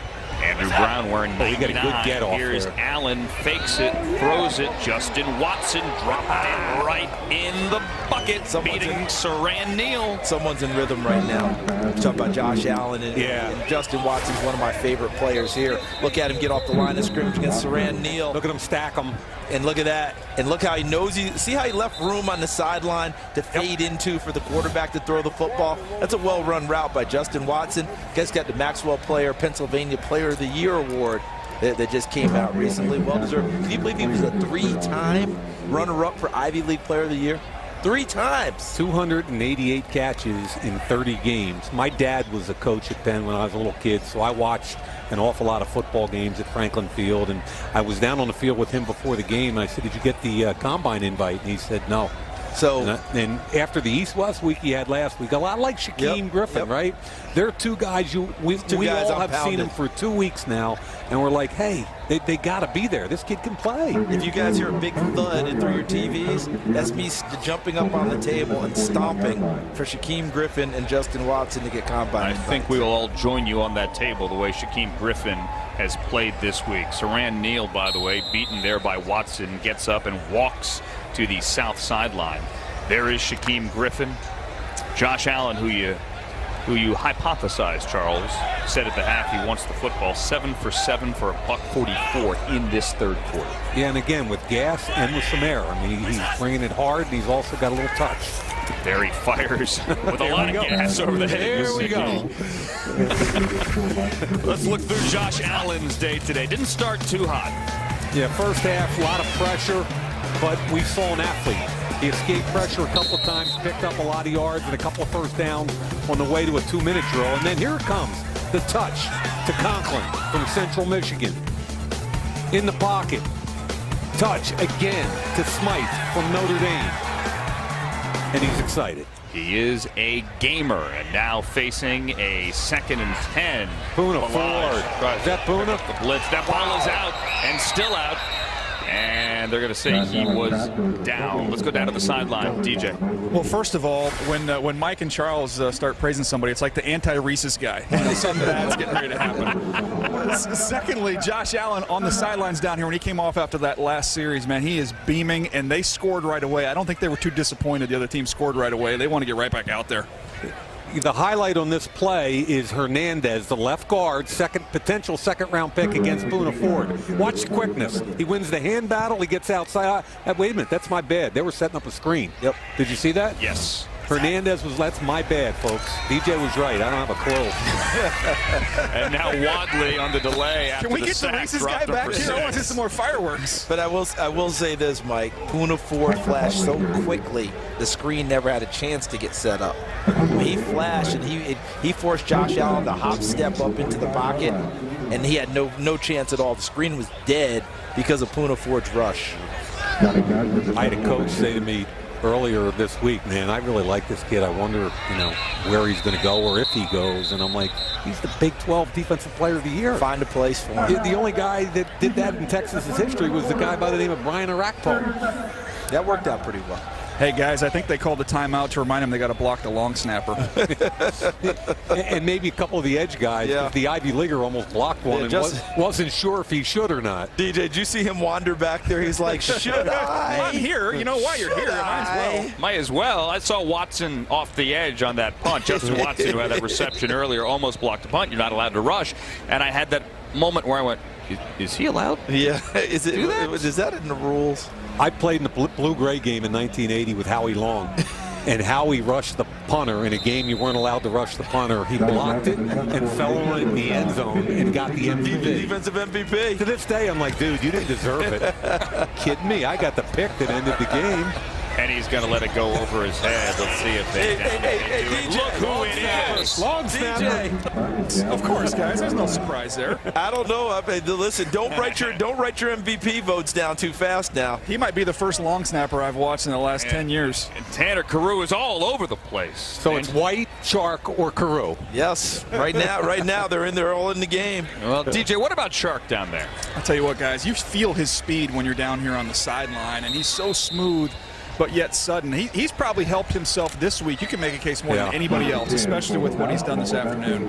DJ, I opined that I think he'll be a much better pro than what we saw in college, just because of volume, numbers. I said inconsistent quarterbacking, etc. That's kind. That's pretty kind. Well, I'm trying to be nice that way, but I think he's been terrific today. Well, Chark has 147. He is 3 away from his career high 150 against Auburn. And look at him getting off the line of scrimmage against Jamarcus King. And look at that.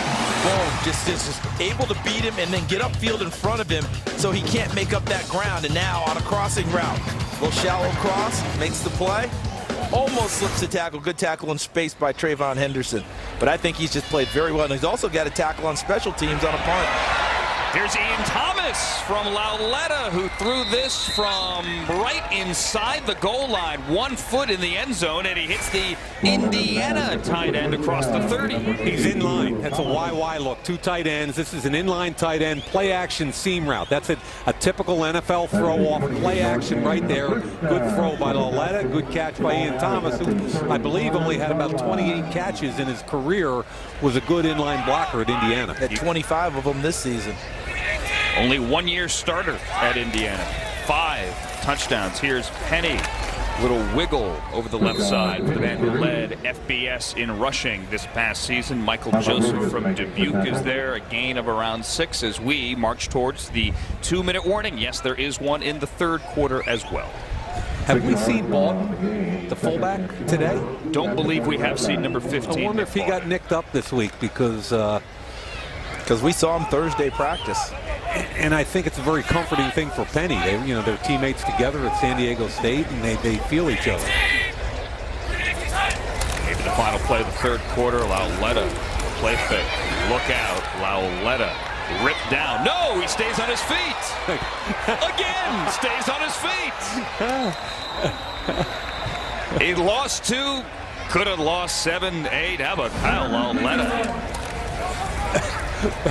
With the escape act, not once, but twice. 2-minute warning, third quarter. It's a Senior Bowl here in Mobile, Alabama, and that is a day for Josh Allen, who came out in the second half and found some rhythms. Let's kind of talk about the overall game, first half, second half. Yeah, first half was a little shaky, obviously. We didn't put as many points up as we wanted to, so we came out the second half. We knew we had to move the ball, and we got it down to a 1-score game. I missed Mike in the back of the end zone on that fade, and I should have let him go get it. We're down 9 going into the fourth year, so we got a chance. You guys are competitive on the North. Oh, absolutely. We want to win this game. I mean, we came out to compete, so that's what we're doing. All right, so it was our understanding that you were only going to play the second quarter of this game. Did you go lobby your coach to come out? Here we go again.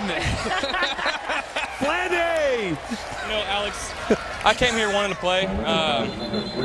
If I get more plays in the fourth, I get more plays. I'm happy to be here.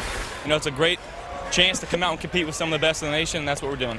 Are you worried at all, though, when you come out? I mean, the last thing you'd want to do is get injured. Yeah, you can get injured doing anything regular, crossing the street, driving your car.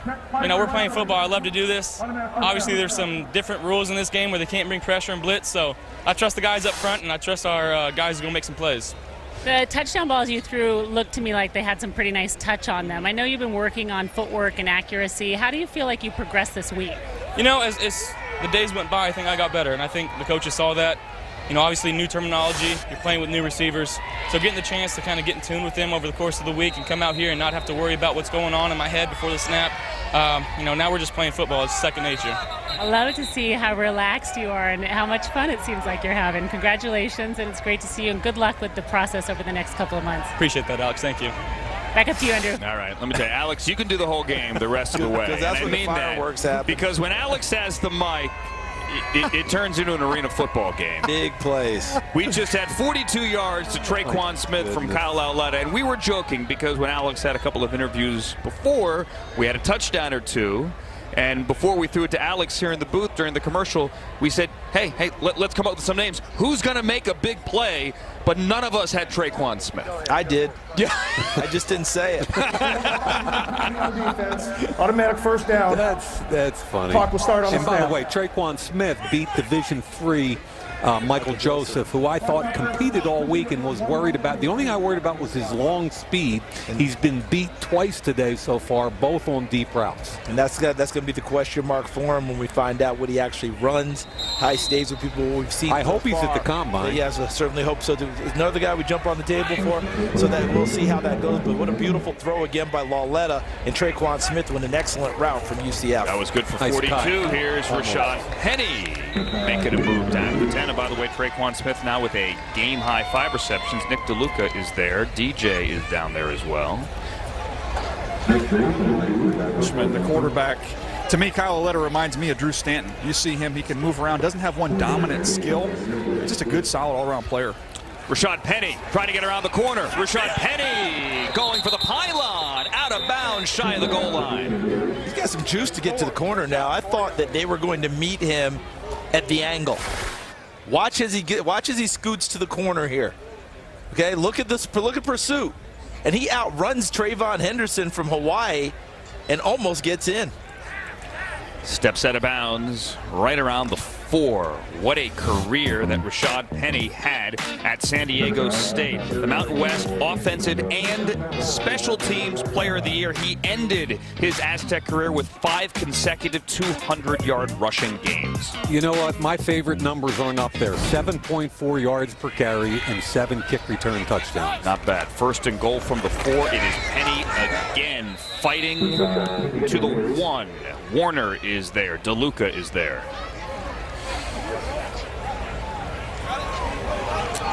Led FBS 2,248 yards. He was 5th in the Heisman. And he averaged, Mike, on those 7 career touchdowns. Overall, he averaged 30 yards a kickoff return in his career, which is remarkable. Inside of a minute to go here in the 3rd quarter. This is going to be the 9th play of a drive that has gone 94 yards and eaten up 3 minutes. Kyle Lauletta is the quarterback. Lauletta resets his feet, fires for the end zone, and a touchdown to Dion Yelder from Western Kentucky. Great job, because he wanted the running back in the flat. That was his initial look, was the running back who was covered. That was Penny. So he took his time. The running back's going to come here and out to the flat. He's going to find number 2 right here. So 1's covered. He comes off of him and comes back to 2. Tight window, right? Look at him. Now he's coming to 2. Tiny window. Great location. Love how he moved, reset his feet, and really got something on that pass, because he had to turn that one loose. He lofts that one. It's either picked or knocked away. He uncorked the fastball there and made Yelder go get it. His high school coach, Mike Matta from Downingtown, I think he's Downingtown East, would be very proud of that. Daniel Carlson now for the point after. Nice for Yelder there, who didn't even arrive until Wednesday. He was a late injury addition as the South had lost a couple of tight ends. His nickname is Thump. He had never caught a pass before his senior year. Was a backup, had played on special teams, and then with Mike White as his quarterback this year as a senior, a former walk-on, 52 receptions, 7 touchdowns, and now a touchdown at the Reese Senior Bowl. Yeah, had a big bowl game too against Georgia State. 5 catches, 112 yards, 2 touchdowns. He's developing, and he'll get an opportunity, because tight ends in the league are a big, big deal now.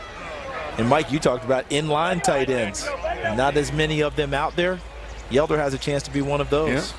And that's 2 touchdown passes for Lauletta, who very quietly has had a good game. 4 for 6, and now Tanner Lee is in. That ball is out. That is a scoop, and that is a score.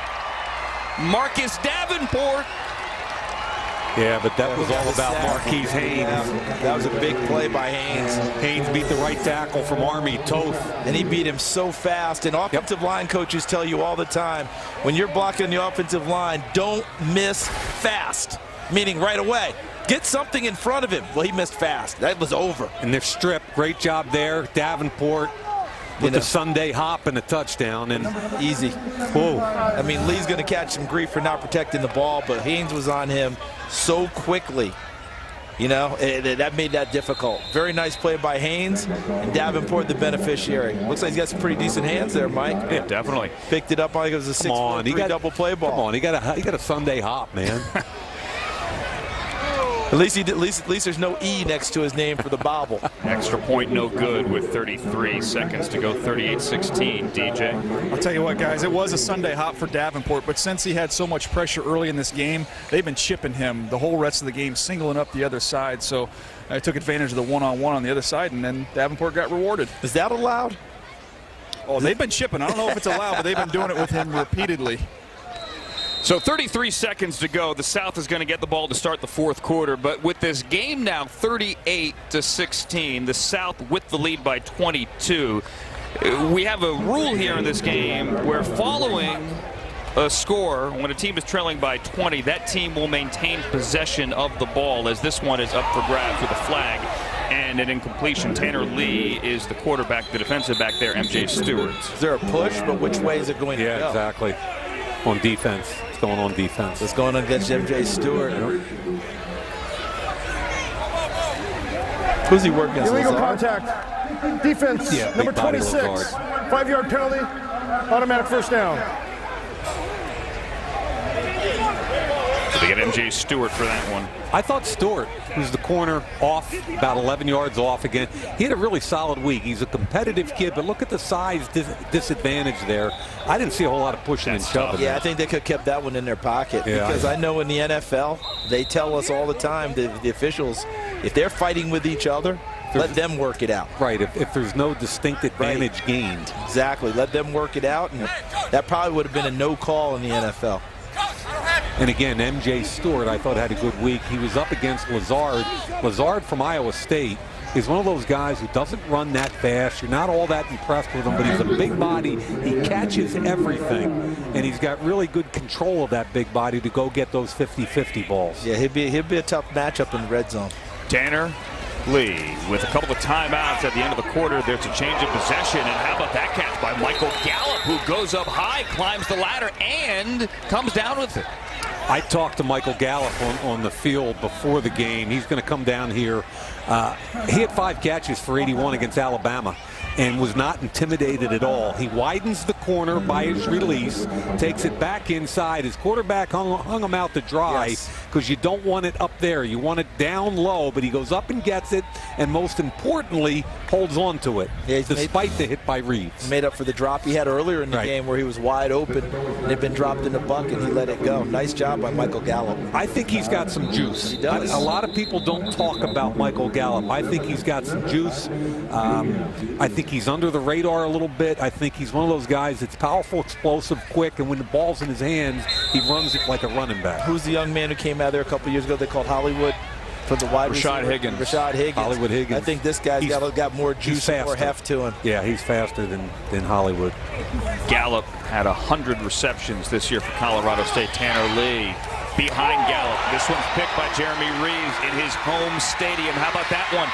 Reeves gets a block. Reeves is going to bring it back to the 40. Tanner Lee. And Davenport on the backside created some pressure, I believe. I know he didn't see it, but he may very well have felt it. No doubt. But Tanner Lee, it's interceptions and accuracy, and we've seen both. I mean, we see the good part of him, but the last throw wasn't a great one because he exposed his receiver to a big hit, and this one was really a bad throw. They're going too deep, okay? You're going to get some pressure here. Steps up in the pocket. I know it was on his back, but look where it is. Yep. We've seen the good, we've seen the bad. You've mentioned it, Mike. And I'm telling you, when you watch Tanner Lee just throw routes versus air, watch him throw in the summer, you're thinking, my goodness.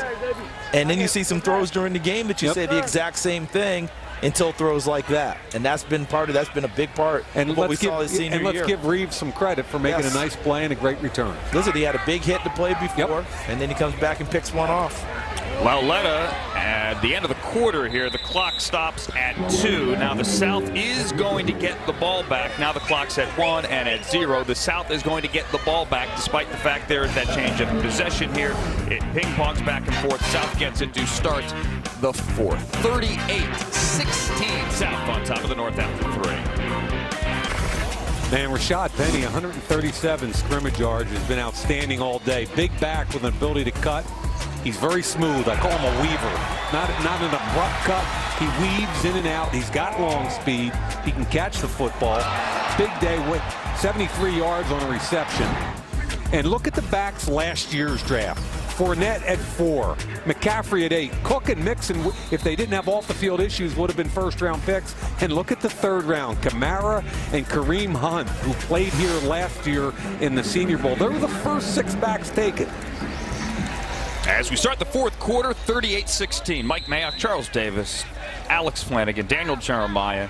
I'm Andrew Siciliano. That is Ito Smith from McGill-Toon Catholic High School here in Mobile and Southern Miss.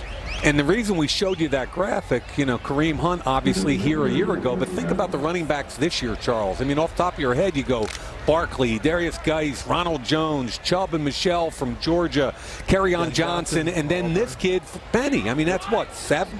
It's about 7 backs right there. Just right off the top. It's a comparable class of kids, I hope.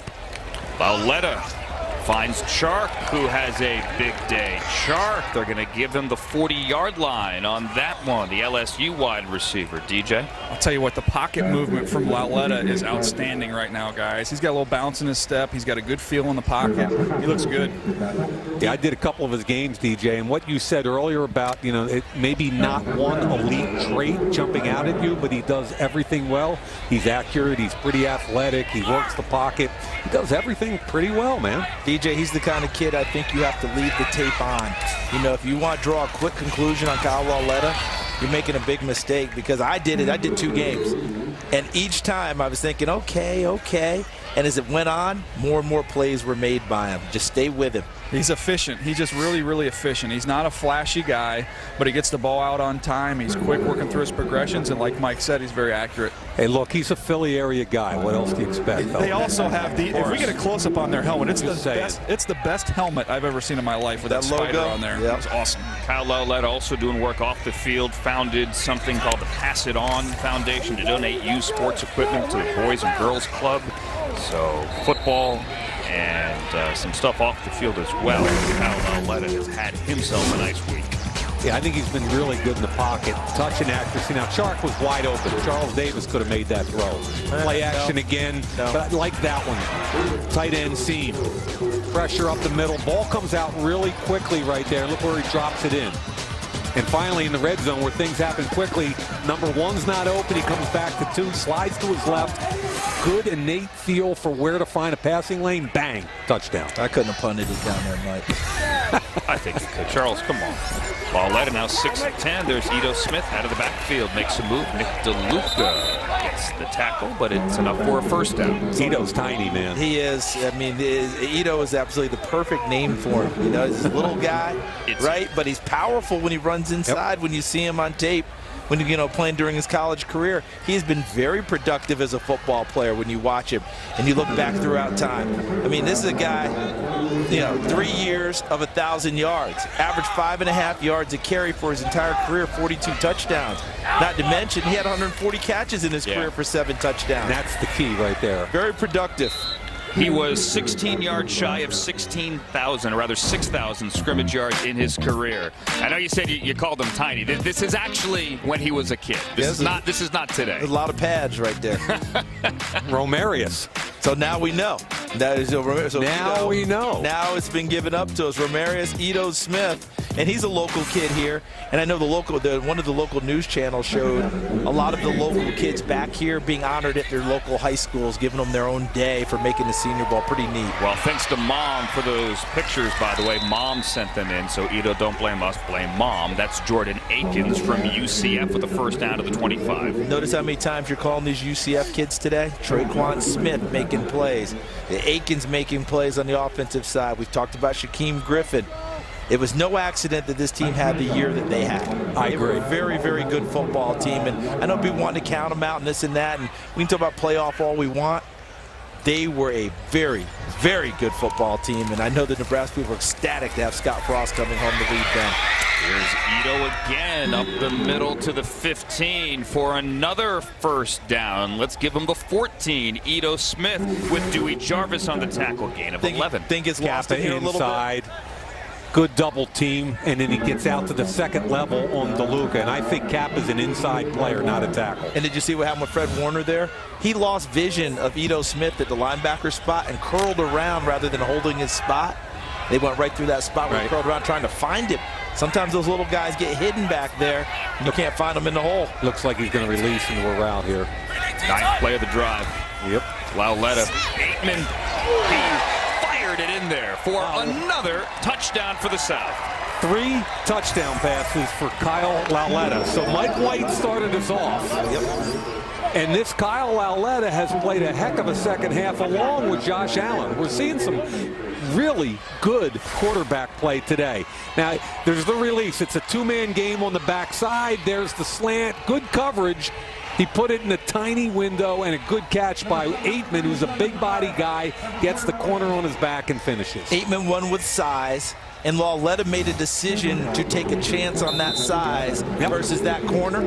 And that's intelligent quarterbacking right there. Where's my matchup that I can win with, and had enough moxie to go ahead and deliver the ball? Well done. Lauletta now with a game-high 198 yards and a game-high 3 touchdowns. And we have ourselves a blowout. 45 now, the most points in the Reese's Senior Bowl in 15. Bill used to come here and watch the game, the Senior Bowl. Now he's here, Alex, with his whole family. Funny, I was wearing a McGill football pullover yesterday. Yes, and that's from Montreal, Canada, McGill University. You know, I mean, that's how I discovered there's a McGill Tulane High School here. Because everybody came rolling up to me and said, hey, you at the high school? No, but I'm learning that I should probably know this high school. And now we do. Lee to Conklin on that one. Alex Flanagan down on the sideline. Yeah, Andrew, he was actually the first player that I met when I arrived here in Mobile on Monday. I talked to him. He was a little worried, said he was worried about pass protection, and that was something that he was going to have to prove and was going to be challenged with this week. And then he also told me about coming here while he was growing up and getting autographs. He said, oddly enough, he was home recently on the day that he got the invitation to come play in the Senior Bowl, and he was cleaning out a couple of drawers, and he found one of those old autographs from 2011. He had gotten Colin Kaepernick's autograph as a kid here in Mobile, Alabama. That's pretty cool, isn't it? Have those memories of seeing those guys, and it was dancing in his head that he'd like to be them one day, and here he is fulfilling that dream. How good is Flanny, huh? Flanny has every scoop. He's got the scoop now. Tanner Lee on 3rd and 4. Braxton Berrios on the crosser. He is right by that marker. Let's see if they give it to him. He needed right around the 35. Let's call it a first down. Yeah, Berrios is another tiny guy. He's 5'0", 5'8.5", 177, but only a 1-year starter at Miami. But Charles, really quick, slot receiver, aware, spatial aware, knowing where to cut and when to cut. If I were him, I would really tune up my return ability. Correct. I would really work on that this off season. Catching balls, being able to be a return guy. Kind of like, to me, it could be like a poor man's Ryan Switzer in this year's draft. You know, Switzer did it both ways at North Carolina. We have an injury. Greg Gilmore from LSU is down to the field after that carry by Jalen Samuels from NC State. You see Braxton Berrios there on the sideline, valedictorian of the Miami School of Business Administration. Injury timeout, 8:54 to go in the third. Was in 1980 when the North hung 57 on the board in a 57-3 blowout. Tanner Lee, the quarterback, on a play fake here. Tanner Lee, throw it deep. Cedric Wilson, nowhere near him, overthrown. Guys, I'm keeping my eye on Shakquem Griffin during this series. They're letting him come off the edge a little bit, so if they want to throw the ball out now, I say that, he's coming out. I've joined your jinx factory. Come on, DJ. That's because you laughed at us earlier. I did have a good chuckle. Everybody gets theirs. But it would be nice to see him stay out there for this series. He can rush. And see him do that. That's another thing in his arsenal that he possesses. As you see on the screen here, one of the unique rules about this game, considering here that the North is down by so many, they're down by more than 20. If they score here, because they are down big, they are going to keep the football. And that one is knocked away by Danny Johnson out of Southern, intended for Berrios. Well, he ate it up at the end, didn't he, Mike? Because that looked like that was going to be a completion. Looked like to me that Johnson was very sudden at the end and made a play on the ball. He had an interesting week, and 16 interceptions, a return guy. He also is the father of a 6-year-old. So he was a dad at age 16, and people have said apparently that it's really matured him a lot having that responsibility. Johnny Townsend on the punt. DJ Chark, the deep man, but it's going to bounce short, and it's going to roll out of bounds near the 20-yard line. 7. Standing by down on the field with Shakquem Griffin, and we're just talking about the combine. So I didn't really understand the process of how it happens, but he's just telling me that he's going to have to make a phone call. So tell the people at home just how you'll find out if you will or will not be invited to the combine. Well, depending on how I feel tomorrow or maybe Monday, you know, I plan on making a phone call to the combine and seeing if I've been invited. I know the first time I made a phone call, it wasn't a yes, but it wasn't a no, and I was kind of considered under suggestions. So hopefully I did enough this week to kind of solidify my spot. So it's gonna be a lot of anxiety when I call. So hopefully, you know, it's a good answer. So you have a phone number that your agent's given you. You call that number and they'll either say yay or nay. Yeah, exactly. I mean, it's going to be a nerve-wracking phone call, but, you know, hopefully it works out for the best. Well, I suggest that you tell them that some GMs like John Lynch and Charles Davis and Mike Mayock and Daniel Jeremiah have all been saying that you're a must invite, okay? Yeah, I mean, that's this seeing that. I mean, I remember getting out of practice and going on Twitter and then seeing all the tweets and stuff and all the support. I mean, I didn't have to say anything, and you could just see all the support that I was getting. I mean, that's amazing to see people, you know, in my circle and in my corner. And, you know, when you have people to support me like that, you know, you can't ask for no more than that. I know you've played a little defensive back in your career, mostly linebacker, and then out here you're playing defensive end, kind of very versatile this week. Just tell me what that's been like for you. It's been one heck of an experience. It's been like a roller coaster. You know, I'm up and close and personal with the O-lineman, and next you know, I'm back deep in space like a little bird. Where would you like to play? Anywhere the coaches feel like is my best attributes at. I mean, you know, you need me somewhere, I can play it for you. You were born with a birth defect and you don't have a hand on one of your arms. I was talking to Bill O'Brien a little bit about that. He was saying when he plays you on the left side, right, so you can use your one hand, and then he said you can stab with your other. Tell me about that. I mean, really for me, it just being able to use the techniques that the coaches give me and being able to actually execute. So I think for the most part, it doesn't matter what side I'm on. And oh my gosh, I'm blowing it. He's on punt team. Alex. Oh, look at how everybody's looking at me right now. Hey, Alex, if he doesn't get an invite, get a combine invite. Hey, Alex, he's not going to get a combine invite because he wasn't on special teams. Oh, Alex. Tell Bill O'Brien I'm sorry. Oh, yeah, that'll matter. Yeah, that'll help. Okay, yeah, good luck. That's on me. That's on me. Oh, yeah, that's easy to say. I'll let you go. Alex, you have a combine invite. Tracy's giving me a dirty look also. Oh, man. Oh, my. Alex Flanagan, the kiss of death. Sorry about that. Let's talk about who made some money this week, and Mike Shakquem Griffin, despite that, is on the list. Yeah, I thought Isaiah Wynn might have had the best week of anybody out here. The guard that was not able to play in the game because of his shoulder. Austin Corbett showed interior versatility and could get you out of the game at tackle. James Washington continued to catch the football all week long. And on the bottom right there, Shakquem Griffin, inside, outside. They played him at safety on Thursday, which he hadn't done since high school. I mean, I just thought the kid was outstanding, and I don't think he has much to worry about regarding the combine. Here's Jaleel Scott showing some speed after Tanner Lee threw that one. Darius Leonard chased him out of bounds, but not before he got across midfield at the plus 45. Here he is off the edge, and this is what he did a lot of in college, off the edge. But look at the hustle. He never stops. That's the key right there. That's every snap, folks, right? Did you turn on the Peach Bowl tape? There was a change of possession on a forced fumble, I believe, and one of his teammates picked it up. Who came back and peeled off and gave the monster block that sprang him down the sideline? Shakquem Griffin. That's who he is. He's going to play every play like it's his last. Now, here's Wadley. I had a GM come up to me today or the other day, and we were talking about blocking tight ends, which in college football is kind of a contradiction of terms. Almost an oxymoron. Yeah, and the kid from Notre Dame, Durham Smythe, is willing to block, and there aren't many of those out there. He did a nice job on that last play. And he did it against Shakquem Griffin. It made him run all the way around to try and make a play. Never was a major league impact on that. But that's what Smythe has done through his career. Yep. He came here wanting to show people he could catch the football as well. He caught a touchdown pass. Yes, he did.